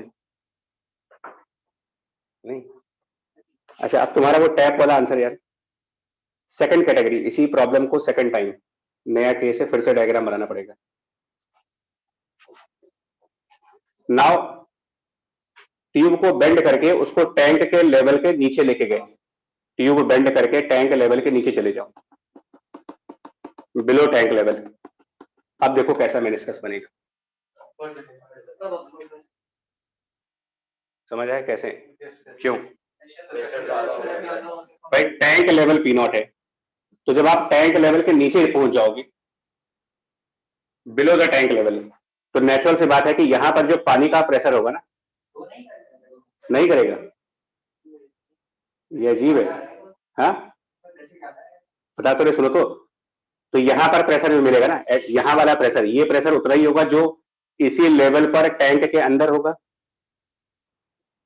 और ये पी नॉट होगा या उससे ज्यादा होगा। आप देखो यहां पर प्रेशर और यहां पर प्रेशर सेम होंगे, और यहां अगर पी नॉट है, अप डाउन थ्योरी, ये पॉइंट उससे नीचे जा रहा है, यहां पर ग्रेटर देन पी नॉट है, प्रेशर की वैल्यू पी नॉट से ज्यादा है यहां पर,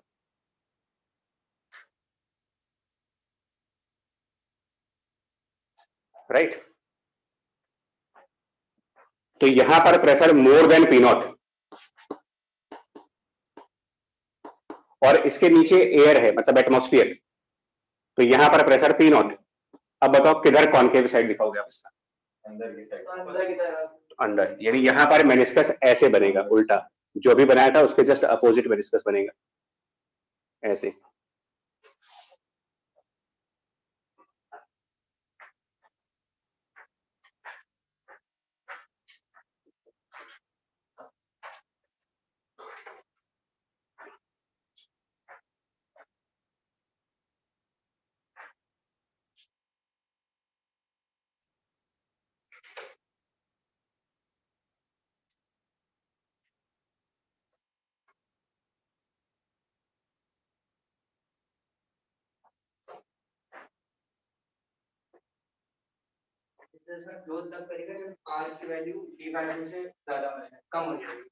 मेनिस्कस का रेडियस जब ट्यूब के रेडियस से छोटा हो जाएगा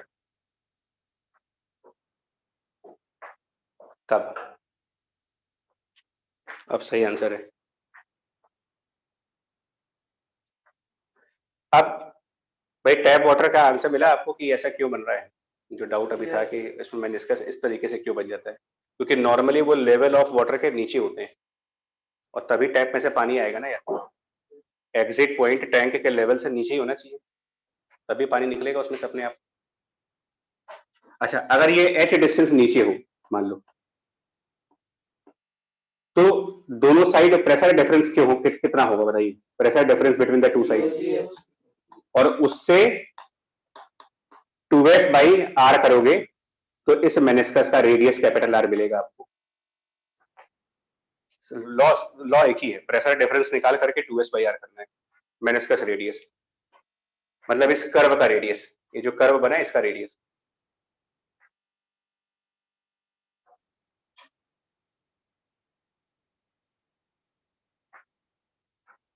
हाँ एक लिमिट के बाद ये फ्लो कर जाएगा, अगर ये बहुत ज्यादा नीचे चलेगा ना, बहुत ज्यादा नीचे साइफन ट्यूब टाइप बन जाए, ये चीज बहुत ज्यादा नीचे चली जाए और मेनिस्कस का रेडियस ट्यूब के रेडियस से छोटा आ जाए, अगर ऐसा हो जाए मतलब अगर मैं h की वैल्यू इतनी ज्यादा कर दूं, h की वैल्यू देखो h की वैल्यू जितनी ज्यादा रखोगे आप, कैपिटल R की वैल्यू उतनी कम होगी। और अभी रिजल्ट क्या था मेरा, cos of theta is small r divided by capital R। Notice करिए, अगर मैं इस पॉइंट को और नीचे लेते जाऊं, मतलब ये बेंड वाला पोर्शन टैंक के लेवल से बहुत नीचे लेके जाओ, मतलब h की वैल्यू बढ़ाएं, कैपिटल R की वैल्यू कम हो जाए, कैपिटल R की वैल्यू कम होगी, cos थीटा बढ़ता जाएगा, और बढ़ते बढ़ते एक टाइम आ जाएगा जब cos थीटा की वैल्यू 1 हो जाएगी। उसके बियॉन्ड तो नहीं बढ़ा सकते उसको, तो वो h की क्रिटिकल वैल्यू होगी। h पर एक लिमिट रखनी पड़ेगी आपको, there is a limit on the small h beyond which liquid will overflow, वहां इंटेलिजेंस काम नहीं करेगी। यहां पर लिक्विड इस ट्यूब में सस्टेन तभी तक रहेगा जब तक cos थीटा की वैल्यू लेस देन 1 आ रही है। क्योंकि मैथमेटिकली भी चेक करो, बार बार बोल, मैथमेटिकली देखिएगा, स्मॉल h इंक्रीज करने का मतलब कैपिटल R को डिक्रीज करना, कैपिटल R को डिक्रीज करने का मतलब cos थीटा को इंक्रीज करना, बट cos थीटा पर मैथमेटिकल लिमिट है, 1 के बियॉन्ड नहीं जा सकते। हाँ, और नहीं, एक टाइम पर ये होगा, एक टाइम पर मेनिस्कस ना पानी के अंदर ऐसे बन जाएगा,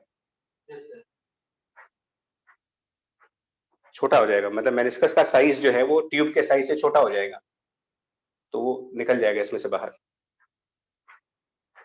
इस टाइम पे सर कॉन्टैक्ट टाइम पे क्या होगा? होगा ही नहीं कांटेक्ट, हाँ पानी का ओवर डायनेमिक्स आ गया, वो तो साइफन ट्यूब बन जाएगा।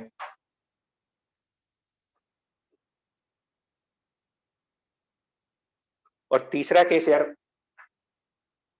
अगर बेंड होने के बाद जो पॉइंट था वो उसी लेवल पे हो जिस लेवल पे टैंक है, यही तक का लेवल रखें, ना ऊपर ना नीचे, यही लेवल रखो आप। बेंड करने के बाद ये वाला एंड टैंक की जो लेवल है उसी पर है, लेवल ऑफ टैंक और ये वाला पॉइंट सेम लेवल पर है। यहाँ पर पी नॉट प्रेशर है, यहाँ पी नॉट है, यहाँ भी पी नॉट है, बाहर भी पी नॉट है, प्रेशर डिफरेंस है ही नहीं, मेनिस्कस बनेगा ही नहीं। Now the surface will B flat surface, बिल्कुल फ्लैट लेवल आएगा वहां पर।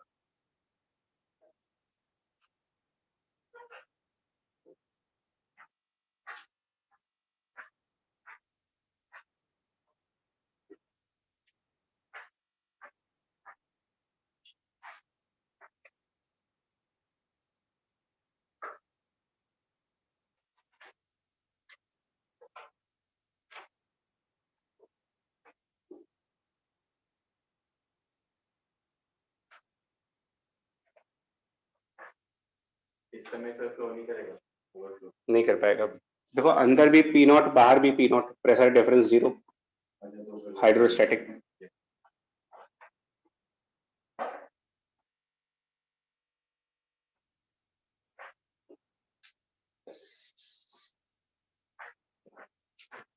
मुझे नहीं पता भाई तुम लोग इसको कितना सीरियसली ले रहे हो, कैपिलरी वाले चैप्टर को, बट खतरनाक है। ब्लाइंडली फॉर्मूले से करने की कोशिश करोगे तो दिक्कत है, थोड़ा सा दिमाग लगाना होगा। चलो कैपिलरी के बाद नेक्स्ट टॉपिक लिखो यार। खत्म हो गया था, एक टॉपिक रह गया है वो, अब रेनॉल्ड्स नंबर कितने लाइन में दिया एचसीबी में, रेनॉल्ड्स नंबर एचसीबी में कितनी लाइनों में पढ़ दो, पढ़ दो। देखो वो नहीं पढ़ रहे यार, दूसरा टॉपिक है मर्जिंग ऑफ बबल्स, ये पढ़ने जा रहे हो। हाँ कोलिस करने वाला, दो बबल्स को मिलाया जाएगा, मर्जिंग ऑफ सोप बबल्स।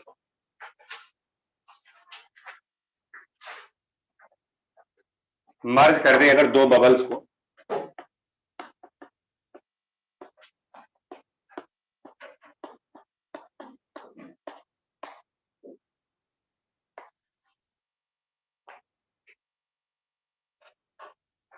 अब मर्ज करने का मतलब क्या है ना यार भाई, तुम गिरना नहीं बस। तो इनको ही यार बबल मानेंगे आज, चलेगा? तो अभी मान लेते हैं इनके साइज अलग अलग है, R1 R2 साइज है इनके, एक बबल R1 रेडियस का और एक बबल। मर्ज करने का मतलब क्या होता है, कुछ ऐसा मैकेनिज्म लगाओ कि दोनों बलून्स आपस में ज्वाइन कर दे, ठीक है, और इसकी एयर इसमें ट्रांसफर कर दे, या फिर इसकी एयर को इसमें ट्रांसफर कर दे। अभी दोनों में एयर होगी ना अंदर, दोनों की एयर को एक साथ मिक्स करना है और एक नई बबल तैयार करनी है, that is merging of so bubble. तो उस नए बबल का साइज क्या होगा, ये क्वेश्चन है। मतलब एक बबल R1 रेडियस का, दूसरा बबल हमारा R2 रेडियस का है, जस्ट लाइक ऐसे ही दो बबल्स R1 R2 के, और दोनों की एयर को निकाल करके आप सोचो कुछ ऐसा टेक्नोलॉजी आ जाए कि इसकी एयर को पंप आउट कर दें और इसकी भी एयर को पंप आउट करें और किसी तीसरे बलून में फिल कर दें, तो वो तीसरा बलून कितने साइज का बनेगा? हमें नहीं पता, हमसे ना पूछो ये सब, मैं आपको सिर्फ ये बता रहा हूं इसका मतलब क्या है। Air from the two balloons is merged into a third one. What is the radius of that third? चुप बैठो। मतलब इन दोनों को मिला दे रहे और एक नई बबल तैयार हो रही है, उसका रेडियस, और ये सोप बबल्स है।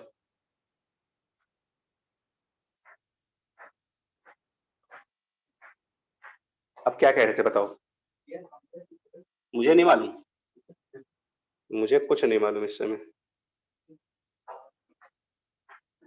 तुम क्या कह रहे थे बताओ? काहे को? आपने बोला एयर पंप आउट करके डालेंगे तो सर वॉल्यूम कितना रहेगा? ये कौन सी फिजिक्स है? सर आपने कहा ना इस एक बलून में से हवा निकाल, दोनों की एयर निकाल करके नई जगह डाल दी। दोनों में पहले इसका समेशन ही होगा,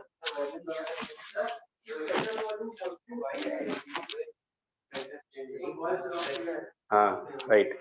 गैसियस स्टेट में आप कंजर्वेशन ऑफ मोल्स फॉलो करते हो कि कंजर्वेशन ऑफ वॉल्यूम?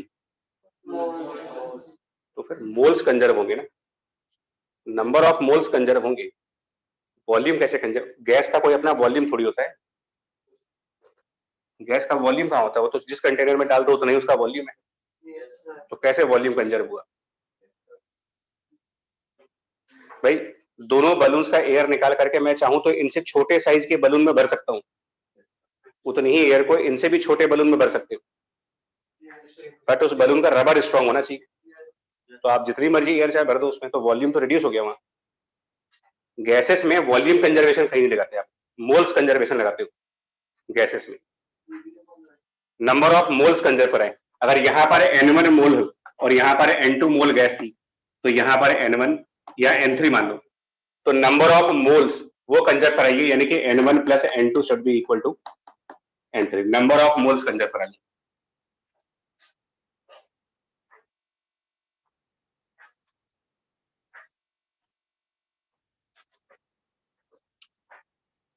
और इतनी तो मेरे ख्याल से अब आप गैस लॉस पढ़ चुके हो, N1 from the ideal gas equation, PV by RT।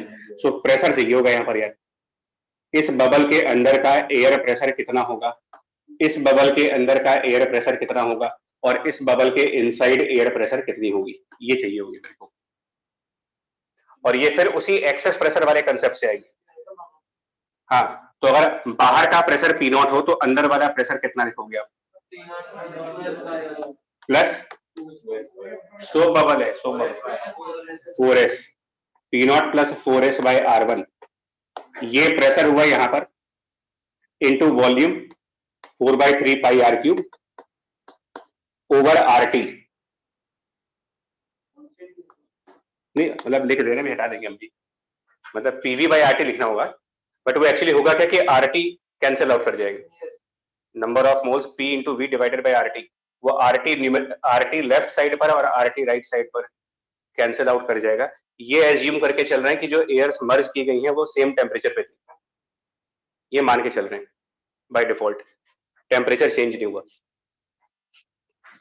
तो आरटी को हटा देते हैं इसमें से, पीवी बाई आरटी में से आरटी रिमूव कर दो। इट्स लाइक बॉयल्स लॉ हो गया, P1 V1 equals to P2 V2 type.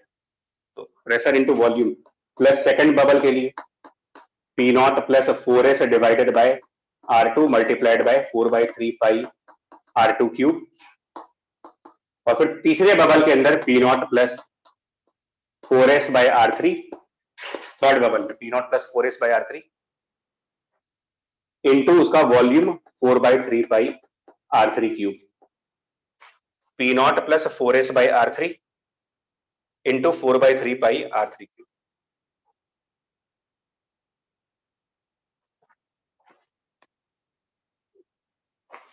इसको हटा रही है, विजिबल नहीं आ रहा है actually screen, out of range आ रहा है।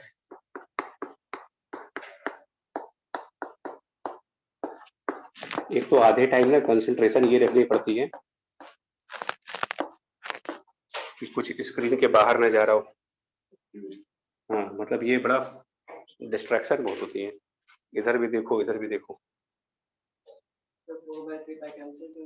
कर दो चाहे ना करो, मर्जी आपकी है। मतलब R3 इससे आएगा, अब इसके आगे सॉल्व नहीं करना है मेरे को, आगे नहीं करना है, मैं सिर्फ प्रोसेस बता रहा हूँ आपको, क्योंकि मैं नहीं बताता। जैसे इनसे गलती हो रही है ना, आप लोगों से भी गलती होती है। कई लोगों के मन में ये आता है कि वॉल्यूम कंजर्व करा दूं, कई लोगों के मन में ये आता है, इसमें कोई नई बात नहीं है।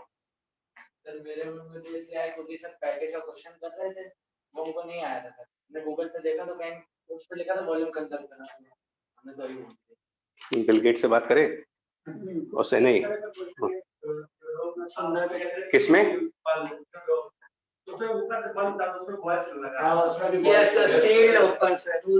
हाँ राइट राइट, हाँ वो बढ़िया क्वेश्चन है।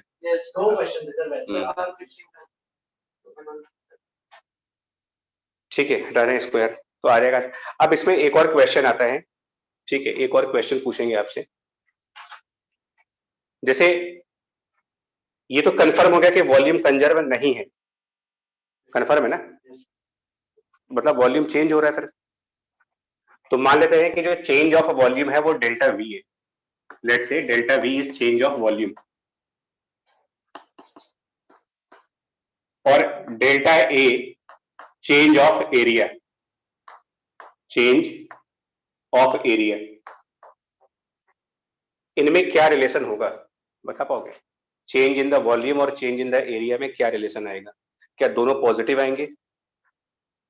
मतलब वॉल्यूम बढ़ेगी एरिया भी बढ़ेगा, या वॉल्यूम कम होगी और एरिया भी कम होगा, या वॉल्यूम बढ़ेगा एरिया कम होगा? क्या किस टाइप का कॉम्बिनेशन बनेगा इसमें? तुमको कोई वरदान मिला है क्या कि क्वेश्चन सुनते ही आंसर दे देते हो? मैं फिर बोल रहा हूँ, ये इतने इंट्यूटिव क्वेश्चंस नहीं है जितना जिस तरीके से तुम लोग आंसर दे रहे हो ना। इतना आसान क्वेश्चन होता तो हम लोग क्यों पूछते यार? थिंकिंग इन्वॉल्व है इसमें। एयर बबल्स या सोप बबल्स जब मर्ज होते हैं तो चेंज ऑफ वॉल्यूम और चेंज ऑफ एरिया के बीच क्या रिलेशन बनेगा?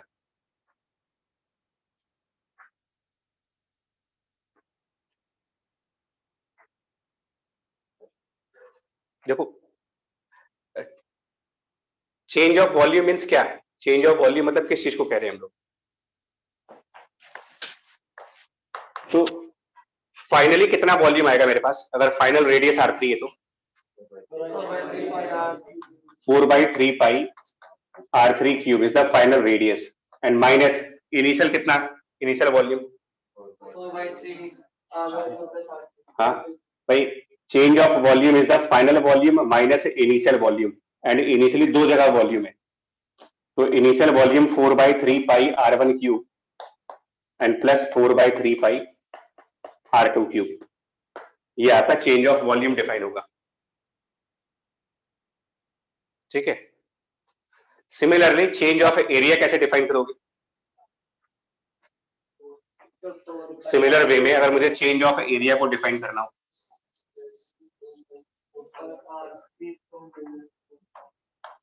Four pi R2 square minus 4 pi R1 square and plus 4 pi R2 square, इधर R3, 4 पाई R3 स्क्वायर माइनस ये चेंज ऑफ एरिया है।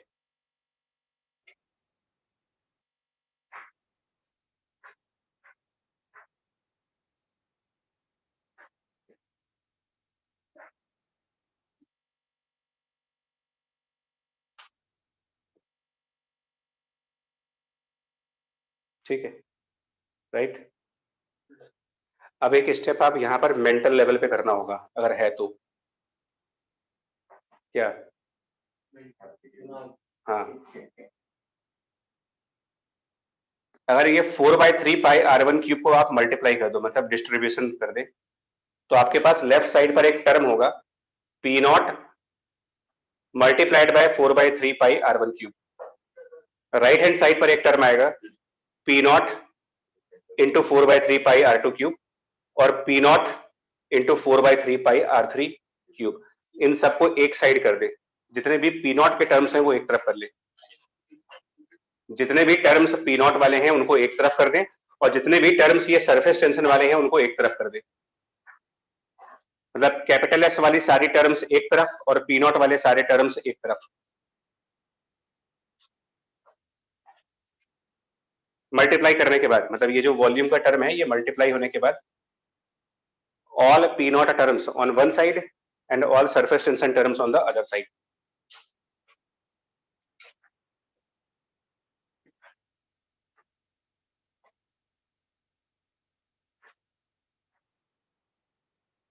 जैसे ही ये काम आप करोगे, ठीक है, जैसे ही ये काम होगा, अगर सपोज करो मैं P नॉट के सारे टर्म्स को राइट साइड लेके जा रहा हूं, तो on the right hand side I will get P nought multiplied by delta V। Try करके देखना। अगर मैं P नॉट को राइट साइड लेके जा रहा हूं, अगर P नॉट के सारे टर्म्स राइट साइड ट्रांसफर कर दूं, तो मेरे को डायरेक्टली P नॉट इंटू ये टर्म आ जाएगा। चेक तो करो, करके देखो आप, ऐसे ले बोलो P nought multiplied by this, P nought multiplied by this term, P nought multiplied by this term, और जितने भी P नॉट वाले टर्म है उन सबको राइट साइड लेके करो, तो आपको P नॉट कॉमन लेकर के यही चीज मिल जाएगी। P नॉट राइट साइड पे कॉमन लेकर के यही चीज आ जाएगी, वो चेंज इन वॉल्यूम है। और लेफ्ट हैंड साइड पर अगर आप 4/3 कैपिटल एस कॉमन ले ले, 4/3 कैपिटल एस लेफ्ट साइड पे कॉमन ले ले, मतलब जिधर सरफेस टेंशन के टर्म है, तो उसके बाद जो बचा हुआ टर्म होगा वो चेंज ऑफ एरिया बचेगा आपके पास। एक बार देखिए, माइनस के साथ माइनस डेल्टा ये बचेगा। ये पता नहीं आप लोग समझ पा रहे हो नहीं बता, इसको कॉपी पे आके भी दिखाते, बट वो अलाउड नहीं है भी। हाँ जी, आ रहा है टर्म। सो ये रिलेशन है, that means 3 times P nought into change in volume plus 4 times surface tension into change of area is 0। ये तो क्लियर हो चुका है कि वॉल्यूम और एरिया दोनों नहीं इंक्रीज कर सकते, क्योंकि अगर समेशन 0 आ रहा है तो एक टर्म पॉजिटिव आएगा तो दूसरा टर्म, ये 100% श्योर हो गया कि वॉल्यूम बढ़ेगा तो एरिया रिड्यूस हो जाएगा और वॉल्यूम घटेगा तो एरिया बढ़ेगा। दोनों नहीं बढ़ सकते, नहीं पॉसिबल है।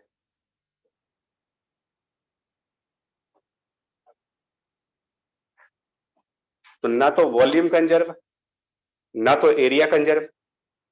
कंजर्व अगर कुछ है तो सिर्फ मोल्स हैं, और यही थर्मोडायनेमिक्स का बेसिक्स है।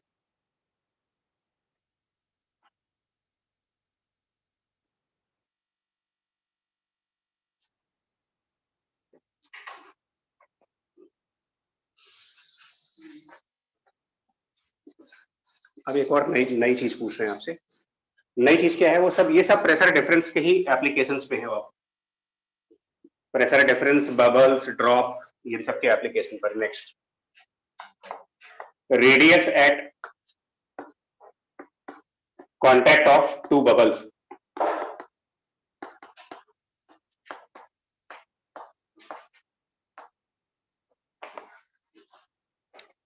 इसमें क्या करना है देखो,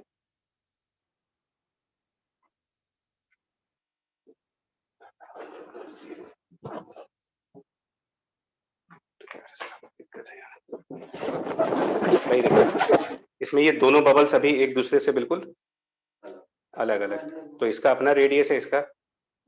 हम क्या करेंगे भाई, बस बचा रहे, ठीक है। हम अगर इन दोनों को टच करेंगे ना कहीं पर भी, तो जहां पर टच करेंगे वहां पर एक नया सरफेस बनेगा। मतलब अगर आप इनको टच करो तो जिस पॉइंट पर ये दोनों टच होंगे वहां पर या तो ये बलून अंदर की तरफ प्रेस हो जाएगा, या फिर ये वाला बलून अंदर की तरफ प्रेस होगा? वो डिपेंड किस पे करेगा? इस तरफ से ज्यादा फोर्स।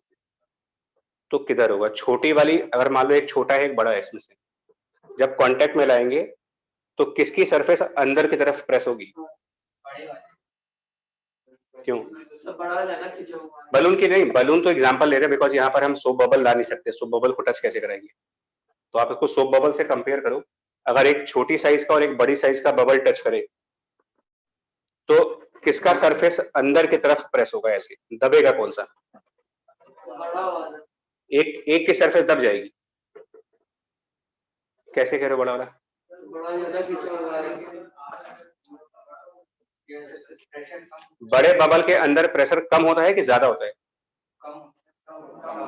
कम होता है ना, बिकॉज अभी 4s/r होता है नीचे, रेडियस का टर्म नीचे आता है, तो जितना बड़ा बबल होगा उतनी ही लो प्रेशर होगी। तो ऐसे ही अगर हम दो बबल्स को टच करेंगे तो किसी एक, भाई थोड़ा सा पकड़ लो, मान लो अगर आप इसको करते हो, इसका कुछ स्फीयर मान लें, इसको अपना, इसका एक रेडियस कैपिटल आ रहा है। अब इसको अगर हम कहीं पर भी प्रेस करेंगे, किसी एक जगह पर प्रेस करेंगे, तो जहां पर आप प्रेस करोगे क्या वहां पर भी r रेडियस होगा? ये पूरा स्फेरिकल कर्वेचर है। अगर इसको किसी एक जगह पर प्रेस कर दे और अंदर की तरफ ये दब जाए तो अब इसमें दो सरफेसेस जनरेट हो गई। कौन सी? एक ये जो दब रहा है, जो पोर्शन इसका अंदर कंप्रेस हो रहा है वो एक नया सरफेस है, क्योंकि इसका रेडियस ऑफ कर्वेचर किस तरफ आएगा? अगर ये अंदर की साइड दब रहा है तो इसका रेडियस ऑफ कर्वेचर बाहर है, जबकि इस सरफेस का रेडियस कहां पर है? इसका रेडियस। तो दो अलग सरफेस हो गई। अभी ये पूरा एक सरफेस माना जाएगा, अभी ये सिंगल सरफेस है, लेकिन अगर कोई पोर्शन इसका आप कंप्रेस कर देंगे, now it is combination of to surfaces, एक जो ओरिजिनल सरफेस थी और एक जितना पोर्शन इसका क्या कर रहे हो आप, कंप्रेस कर रहे हो, गड्ढा टाइप का बन गया। तो ये दो सरफेसेस बन गई यहाँ पर, ठीक है जी। और इसके कांटेक्ट में और क्या चीज है, मतलब हम लोग फिंगर से थोड़ी, इसको फिंगर से नहीं प्रेस कर रहे हैं, दूसरी बबल इसको आके प्रेस कर रही है। तो ये कुछ ऐसा कंसेप्ट है।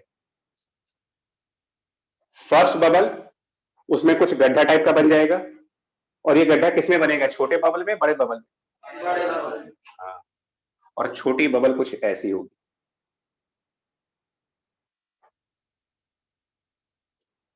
तो मान लो बड़ी बबल का रेडियस r1, छोटी बबल का रेडियस r2, और ये जो गड्ढा बना बीच में प्रेस होने की वजह से, एक बार फिर से दिखा रहा हूं, प्रेस करने की वजह से जो गड्ढा बन रहा है उस गड्ढे की रेडियस की बात हो रही है। जो इतना पोर्शन प्रेस किया उसको, ये अंदर की तरफ दबा ना, इसका क्या रेडियस है? ये जो दबा हुआ पोर्शन है इसकी रेडियस, यानी ये चीज, ये r, ये फाइंड करना है। इसको कह रहे radius at the contact of two bubbles. जो दबा रहा है उसका रेडियस बड़ा है कि वही रहा? नहीं भाई, कॉमन सरफेस होगा ना, कांटेक्ट में भी तो आना है। तो अगर मैं इसको मैं इसलिए नहीं ज्यादा कर रहा, बलून है यार, ये भी ब्लास्ट कर जाए। फिर भी आपको सामने करके दिखाता हूँ, इन दो को भी दिखा दें। इसको अगर आप दबाओगे तो एक बलून दबेगा नहीं, तो वहां दोनों के अगर सरफेसेस कांटेक्ट में है तो दो सेम सरफेस नहीं रहेगी दोनों की। जितना पोर्शन बलून्स का आपस में टच कर रहा है वो तो दोनों का कॉमन सरफेस हो गया। और टोटल 3 सरफेस कौन सी हुई यहाँ पर? बच्चा आ जाओ, एक मिनट आ जाओ, मैं बता दूं, इधर आओ, इधर सामने आओ, इसको पकड़ना। ठीक है, हम कह रहे हैं अगर इसको हम प्रेस करते तो टोटल 3 सरफेसेस कौन सी हैं? एक ये रेड वाली, एक ये येलो सरफेस, और बीच में जो दबा हुआ पोर्शन है वो दोनों का कॉमन सरफेस नहीं बन गया टोटल? Yes sir. तो it is contact of 3 surfaces, one of r1, one of, और जो बीच में दबा हुआ पोर्शन है दोनों का, उसकी रेडियस हमारी r है, और वो फाइंड आउट करना है कि दोनों का जो कॉमन सरफेस है वो कितनी रेडियस का है।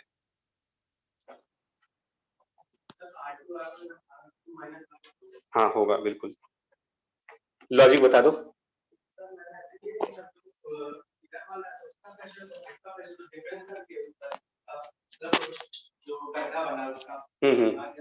कॉमन सरफेस हो, इज्जत से नाम भी थोड़ी यार।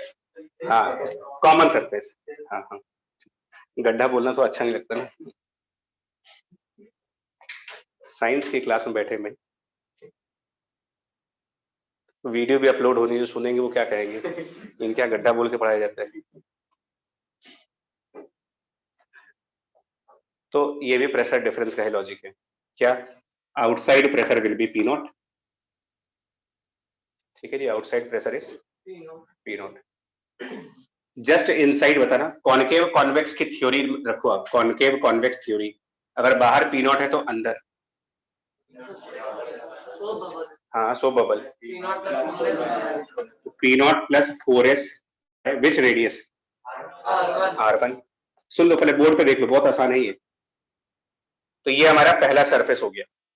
अब आप इस कॉमन सरफेस पर आइए। कॉमन सरफेस की लेफ्ट साइड, कॉमन सरफेस की left side P not plus 4s by R1, तो इस कॉमन सरफेस के राइट साइड का प्रेशर क्या लिखोगे?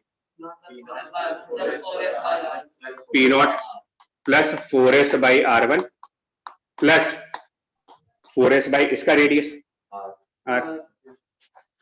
अब तीसरे सरफेस पे जाओ, थर्ड सरफेस पे।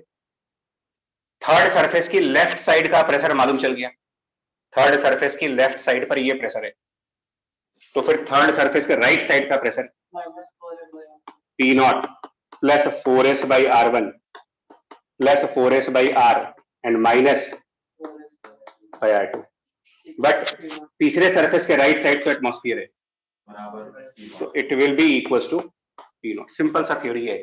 यहां से प्रेशर कैलकुलेशन स्टार्ट की, कॉनकेव कॉन्वेक्स थ्योरी लगाई, P naught on this side, so on the other side plus 4s by R, again on the other side plus 4s by R, again on the other side minus करना पड़ा because curvature different हो गया, और because इधर atmosphere है तो ये total value P not के बराबर कर दी, इससे कैपिटल आर आ जाएगा।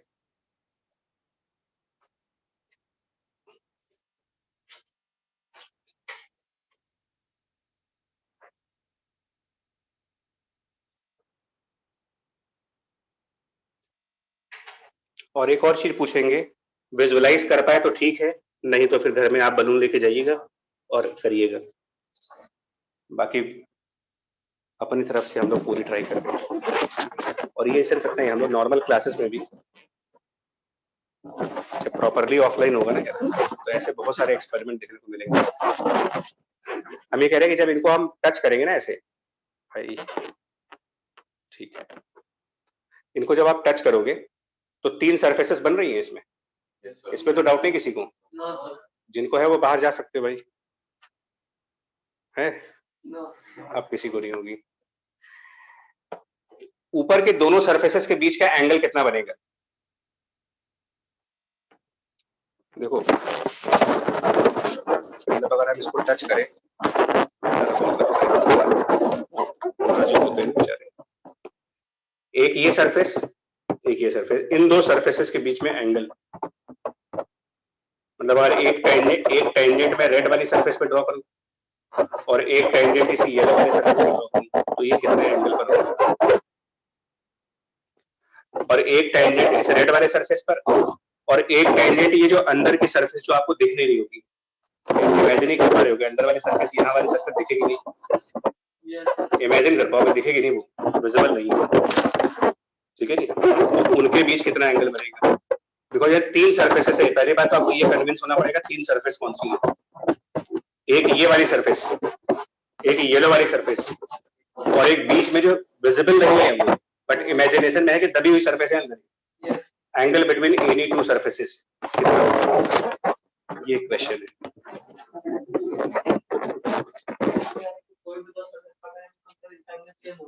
हमें नहीं मालूम,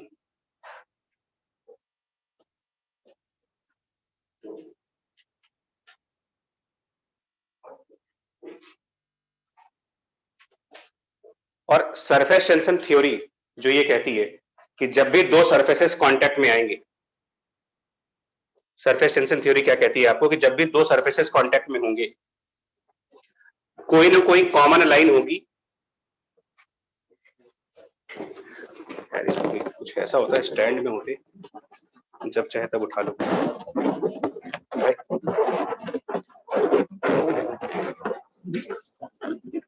ये बताओ, हाँ जी, स्केच पेन तो होगा नहीं किसी के पास में, ब्लैक लो, ब्लैक, ब्लू दो,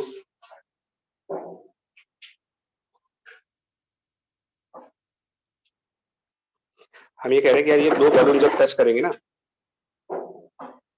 तो हम एक लाइन ड्रॉ कर रहे हैं यहां पर, खींचेगी, हाँ ऐसे करके एक लाइन बनाएंगे। मतलब ये एक तरीके से हम बाउंड्री बना रहे हैं जहां पर ये क्या हो रहा है, टच, जहां पर ये टच कर रहे हैं यहां पर एक बाउंड्री बना दो आप ऐसे चारों तरफ जा करके, ऐसे करके, समझ गए आप इतना, ऐसे करके एक लाइन बनाए। तो क्या वो लाइन इस सरफेस पर है?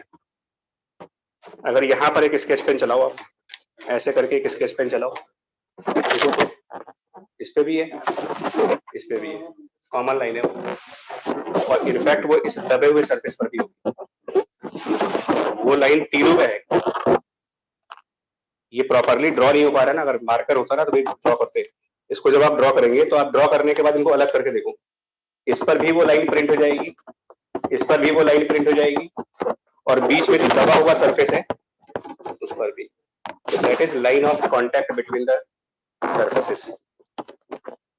और उस लाइन ऑफ कांटेक्ट पर सरफेसेस एक दूसरे को अपनी अपनी तरफ पुल कर रहे होंगे by the nature of surface tension. Nature of surface tension यही है कि एक सरफेस दूसरे सरफेस को अपनी तरफ खींचेगी। तो तीन सरफेसेस है हमारे पास, 1 2 3 मान लें, और तीनों के बीच एक कॉमन लाइन है। तो उस कॉमन लाइन पर तीनों सरफेसेस एक दूसरे को पुल करेंगे, मतलब सरफेस 1 सरफेस 2 को पुल करेगा, सरफेस 2 सरफेस 3 को पुल करेगा, और सरफेस 3 सरफेस 1 को, एक ही लाइन के ऊपर। और force by surface tension calculate करने के लिए आप सरफेस टेंशन को लाइन की लेंथ से मल्टीप्लाई करते हो। तो जब तीनों सरफेसेस के बीच एक ही कॉमन लाइन है तो इसका मतलब तीनों सरफेसेस के बीच magnitude of the force same होना चाहिए, मतलब between 1 2, between 2 3 and between 3 1। Now three forces of same magnitude at one point and उनका रिजल्टेंट अगर 0 आ रहा हो, कितने एंगल पर ऐसा हो सकता है कि three forces of same magnitude एक पॉइंट पर लगे और रिजल्टेंट 0 आ रहा हो? ये तभी हो सकता है जब ये एंगल्स कितने बन रहे हो, और यही आंसर था। Angle between any two surface will become 120 degree.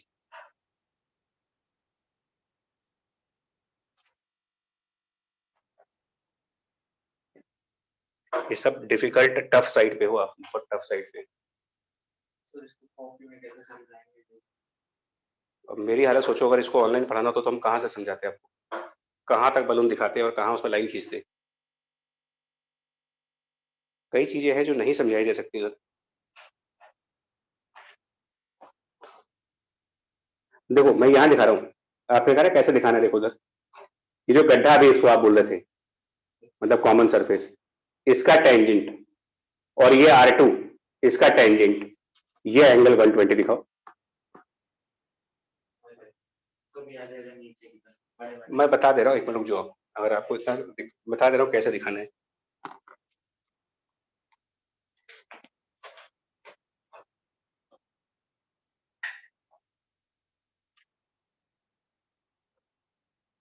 ठीक है, और अगर एक और देखना है, ये जो बड़ा सरफेस R1 है, बड़ा surface R1, big surface R1, इसके टेंजेंट को आगे बढ़ाओ, मतलब इसका टेंजेंट बड़े सरफेस का, और ये जो कॉमन सरफेस है इसका अपोजिट साइड का टेंजेंट, ये एंगल 120 है। हालांकि ये पूरी चीज एक्चुअली 3 डायमेंशन में है तो उतनी बेटर विजुअलाइजेशन नहीं हो सकती अभी, जितनी के सामने रख करके कर पाओगे इसको, ऑब्जेक्ट्स रख करके ज्यादा बेटर समझ सकते हो।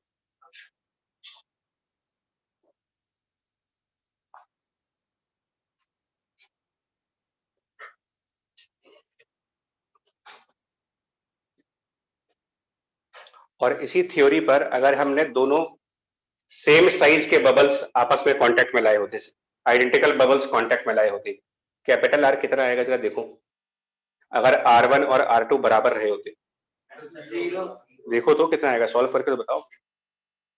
अगर दो आइडेंटिकल बबल्स टच की जाए तो कॉमन सरफेस पर क्या रेडियस बनेगी?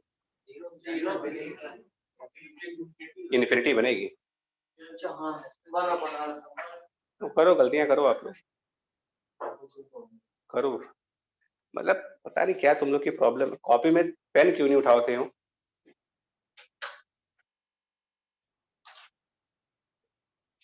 If R1 and R2 are equal, if R1 and R2 are equal, 1 upon capital R zero आएगा, 1 बाई कैपिटल R जीरो आएगा, कैपिटल R जीरो नहीं आएगा, कैपिटल R इनफाइनाइट होगा, स्ट्रेट लाइन होगी। उस केस में अगर हमने दो आइडेंटिकल बबल्स टच किए तो कॉमन सरफेस, एक लाइन नहीं सरफेस है ना, तो प्लेन सरफेस बोलोगे, common surface will be a plane surface. बिल्कुल बीच में परफेक्ट प्लेन बनेगा अगर ये सेम साइज के बबल्स है तो आर और आर की। और ऐसे में क्वेश्चन अराइज ये होता है कि इनके सेंटर टू सेंटर का डिस्टेंस क्या बनेगा, centre to centre distance, centre to centre distance क्या बनेगी?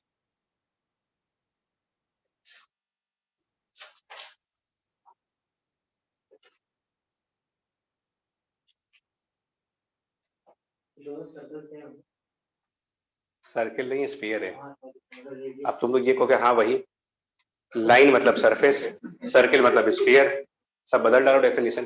किताब वाले पागल हैं जो लिखते रहते हैं।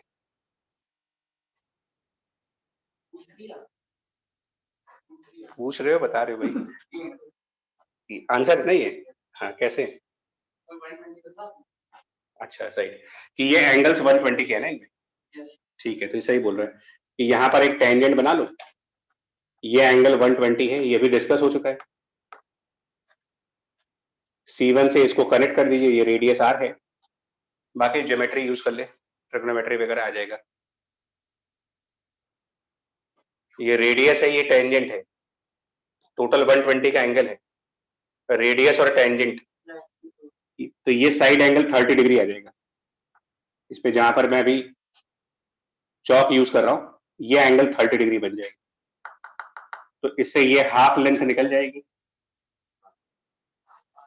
आर आंसर आएगा, √3 नहीं आएगा। एक्चुअली ये टोटल आंसर आर बनेगा,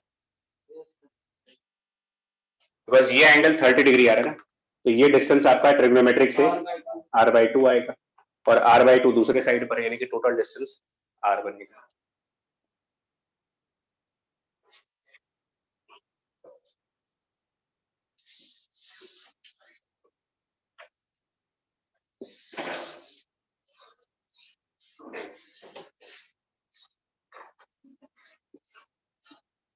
क्लास ऑनलाइन रिकॉर्ड हो गई ना, देखते हैं।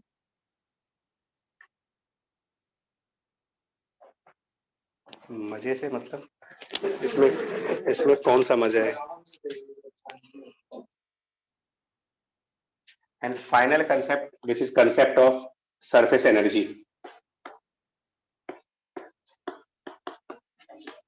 ये लास्ट कंसेप्ट है, surface energy.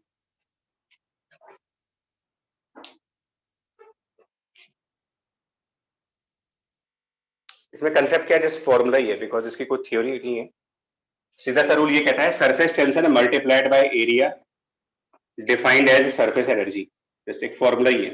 Surface energy is defined as product of surface tension and the area of surface.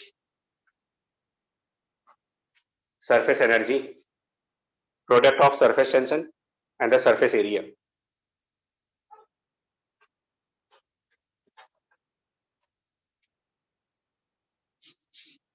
मतलब अगर आपसे कोई कहे ना कि एक वाटर ड्रॉप है, अ water drop of radius r, तो इसकी सरफेस एनर्जी क्या लिखी जाएगी? Surface energy of water drop, तो सरफेस टेंशन इनटू ड्रॉप का एरिया 4πr²। ये सीधा फॉर्मूले है। अगर कोई कहे कि यार एक सोप बबल का सरफेस एनर्जी क्या होगा,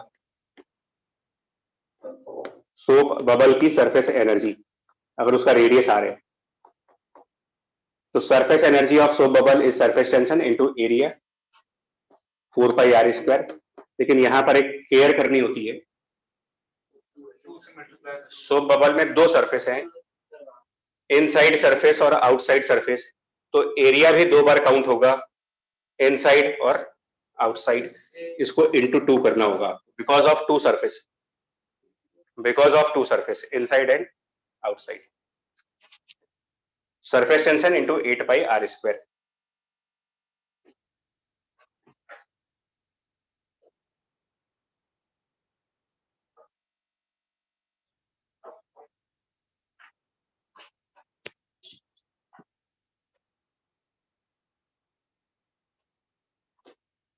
ठीक है, तो इस पर भी एक प्रॉब्लम पूछते हैं।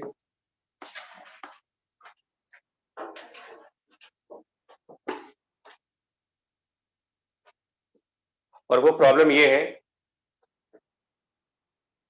लिखो आप इसको पहले।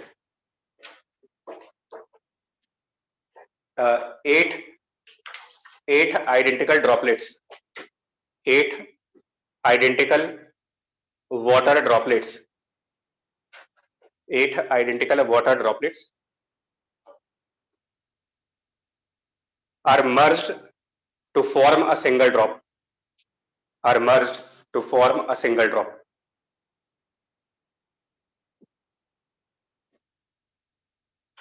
Find the change of surface energy. Find the change of surface energy. Find change of surface energy.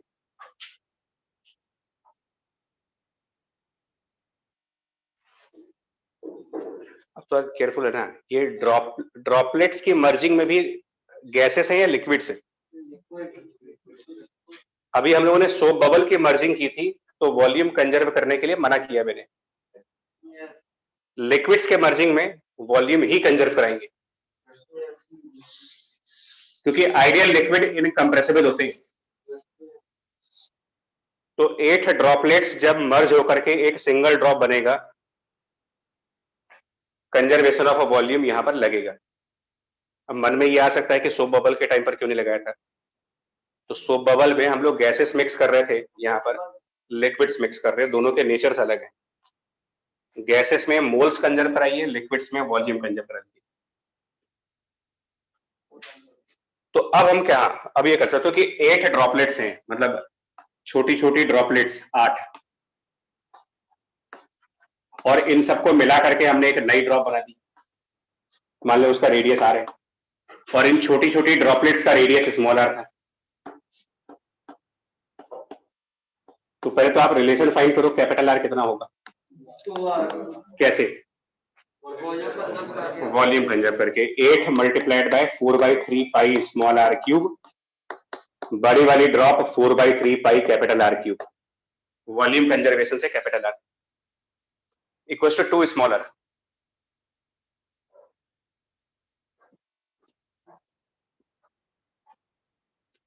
ठीक, इन 8 ड्रॉपलेट्स का surface energy by this formula, surface tension into area, surface tension into area क्या बनेगा? Surface tension into area, तो एक droplet कितने area की होगी? तो इनिशियल एनर्जी क्या हुई? Initial energy surface tension area of one droplet, area of one droplet 4 pi R square और इंटू 8, ये आपकी इनिशियल एनर्जी आएगी। Final surface energy will be surface tension multiplied by 4 pi capital R square, and capital R is 2 times small R. Not difference निकाल दो आप, U final minus U initial. ठीक है, निकाल लिया। पॉजिटिव आ रहा है कि नेगेटिव आ रहा है? क्या सिग्निफिकेंस हुआ? कहां जाएगी?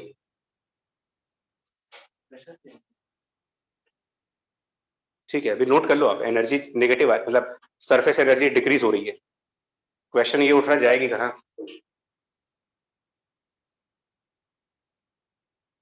एनर्जी क्रिएट और डिस्ट्रॉय तो होती नहीं, खत्म नहीं होती है, बदल जाती है।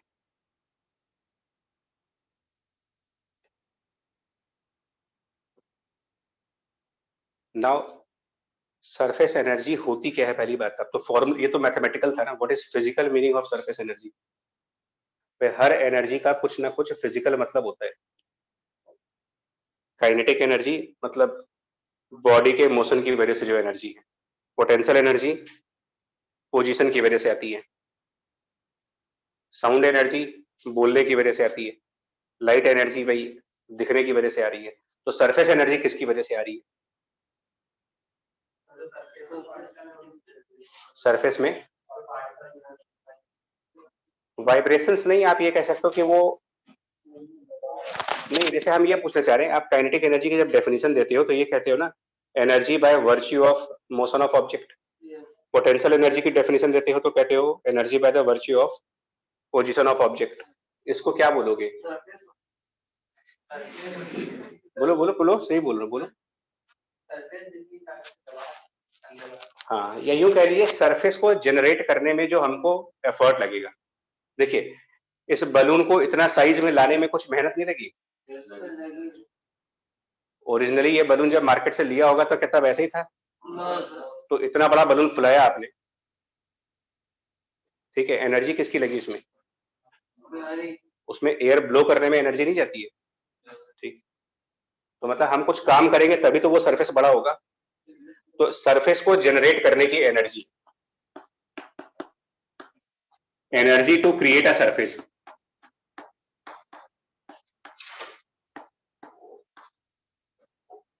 सोप बबल बनता है कैसे? तो एक तो नॉर्मल आप डिटर्जेंट में हाथ धो लो तो तब भी बन जाता है, बट वो जो मेले में आप लेके आते हो क्या करते हो? वो भी एयर ब्लो करते हो। मतलब बिना मेहनत के तो बबल बनेगा नहीं। तो बबल्स, फिल्म, जो सरफेसेस हैं उनको बनाने में कुछ हम लोग कुछ ना कुछ काम करते हैं, उस काम की वजह से कुछ एनर्जी आती है, उस एनर्जी को हम कह रहे हैं सरफेस एनर्जी।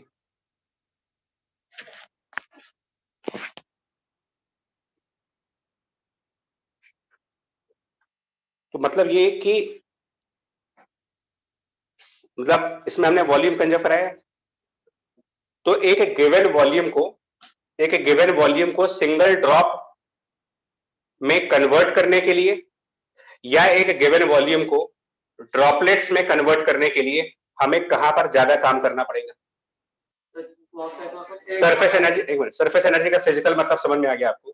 सरफेस को जनरेट करने में हमें जो एनर्जी खर्च करनी है, तो मुझे ये ड्रॉप बनाने में ज्यादा एनर्जी खर्च करनी पड़ेगी या ड्रॉपलेट्स बनाने में ज्यादा एनर्जी खर्च करनी पड़ेगी?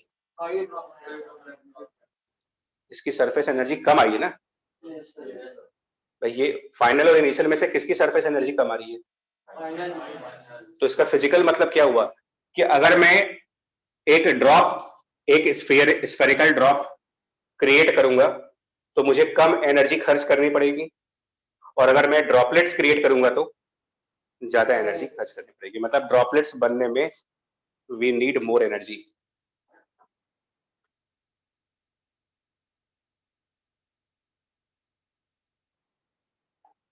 यानी कि ड्रॉपलेट्स बनना नेचुरल फिनोमिना होगा या उसके लिए हमें कुछ मशीन तैयार करनी पड़ेगी? अगर इसके लिए हमको कुछ और एनर्जी देनी पड़ रही है तो ये विद सब मशीन होगा या ऑटोमेटिक होने वाला फिनोमिना है? तो स्प्रे वगैरह में क्या होता है? स्प्रे में क्या ड्रॉपलेट्स के फॉर्म में लिक्विड बाहर नहीं आ रहा? परफ्यूम स्प्रे, तो वो मशीन से ही तो हो रहा है। कोई ऐसी चीज नहीं देख पाओगे आप जहां पर बिना किसी मशीनरी के ड्रॉपलेट्स बन रही हो।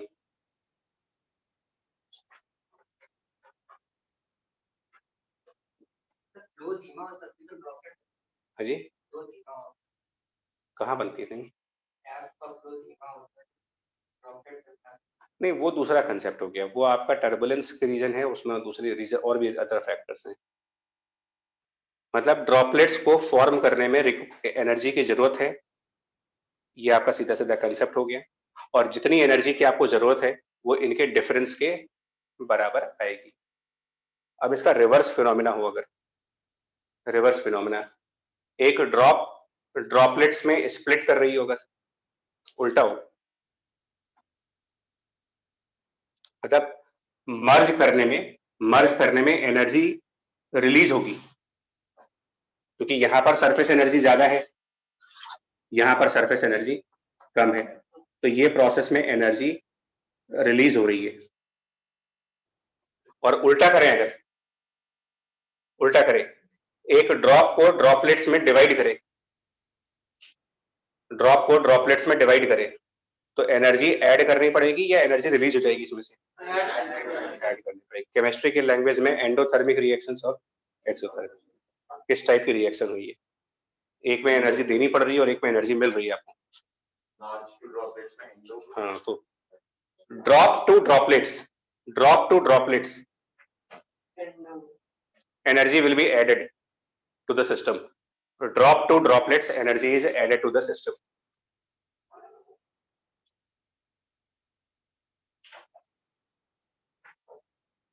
और ड्रॉपलेट से ड्रॉप में जा रहे हो, energy will be released by the system.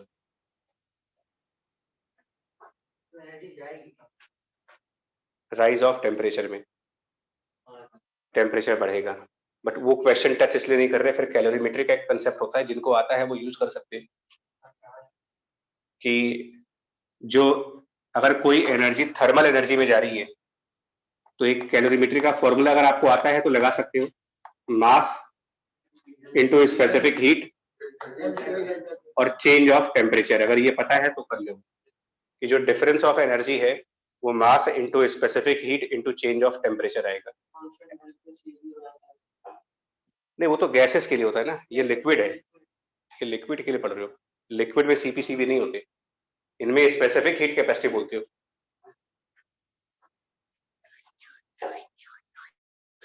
लिख ले मालिक।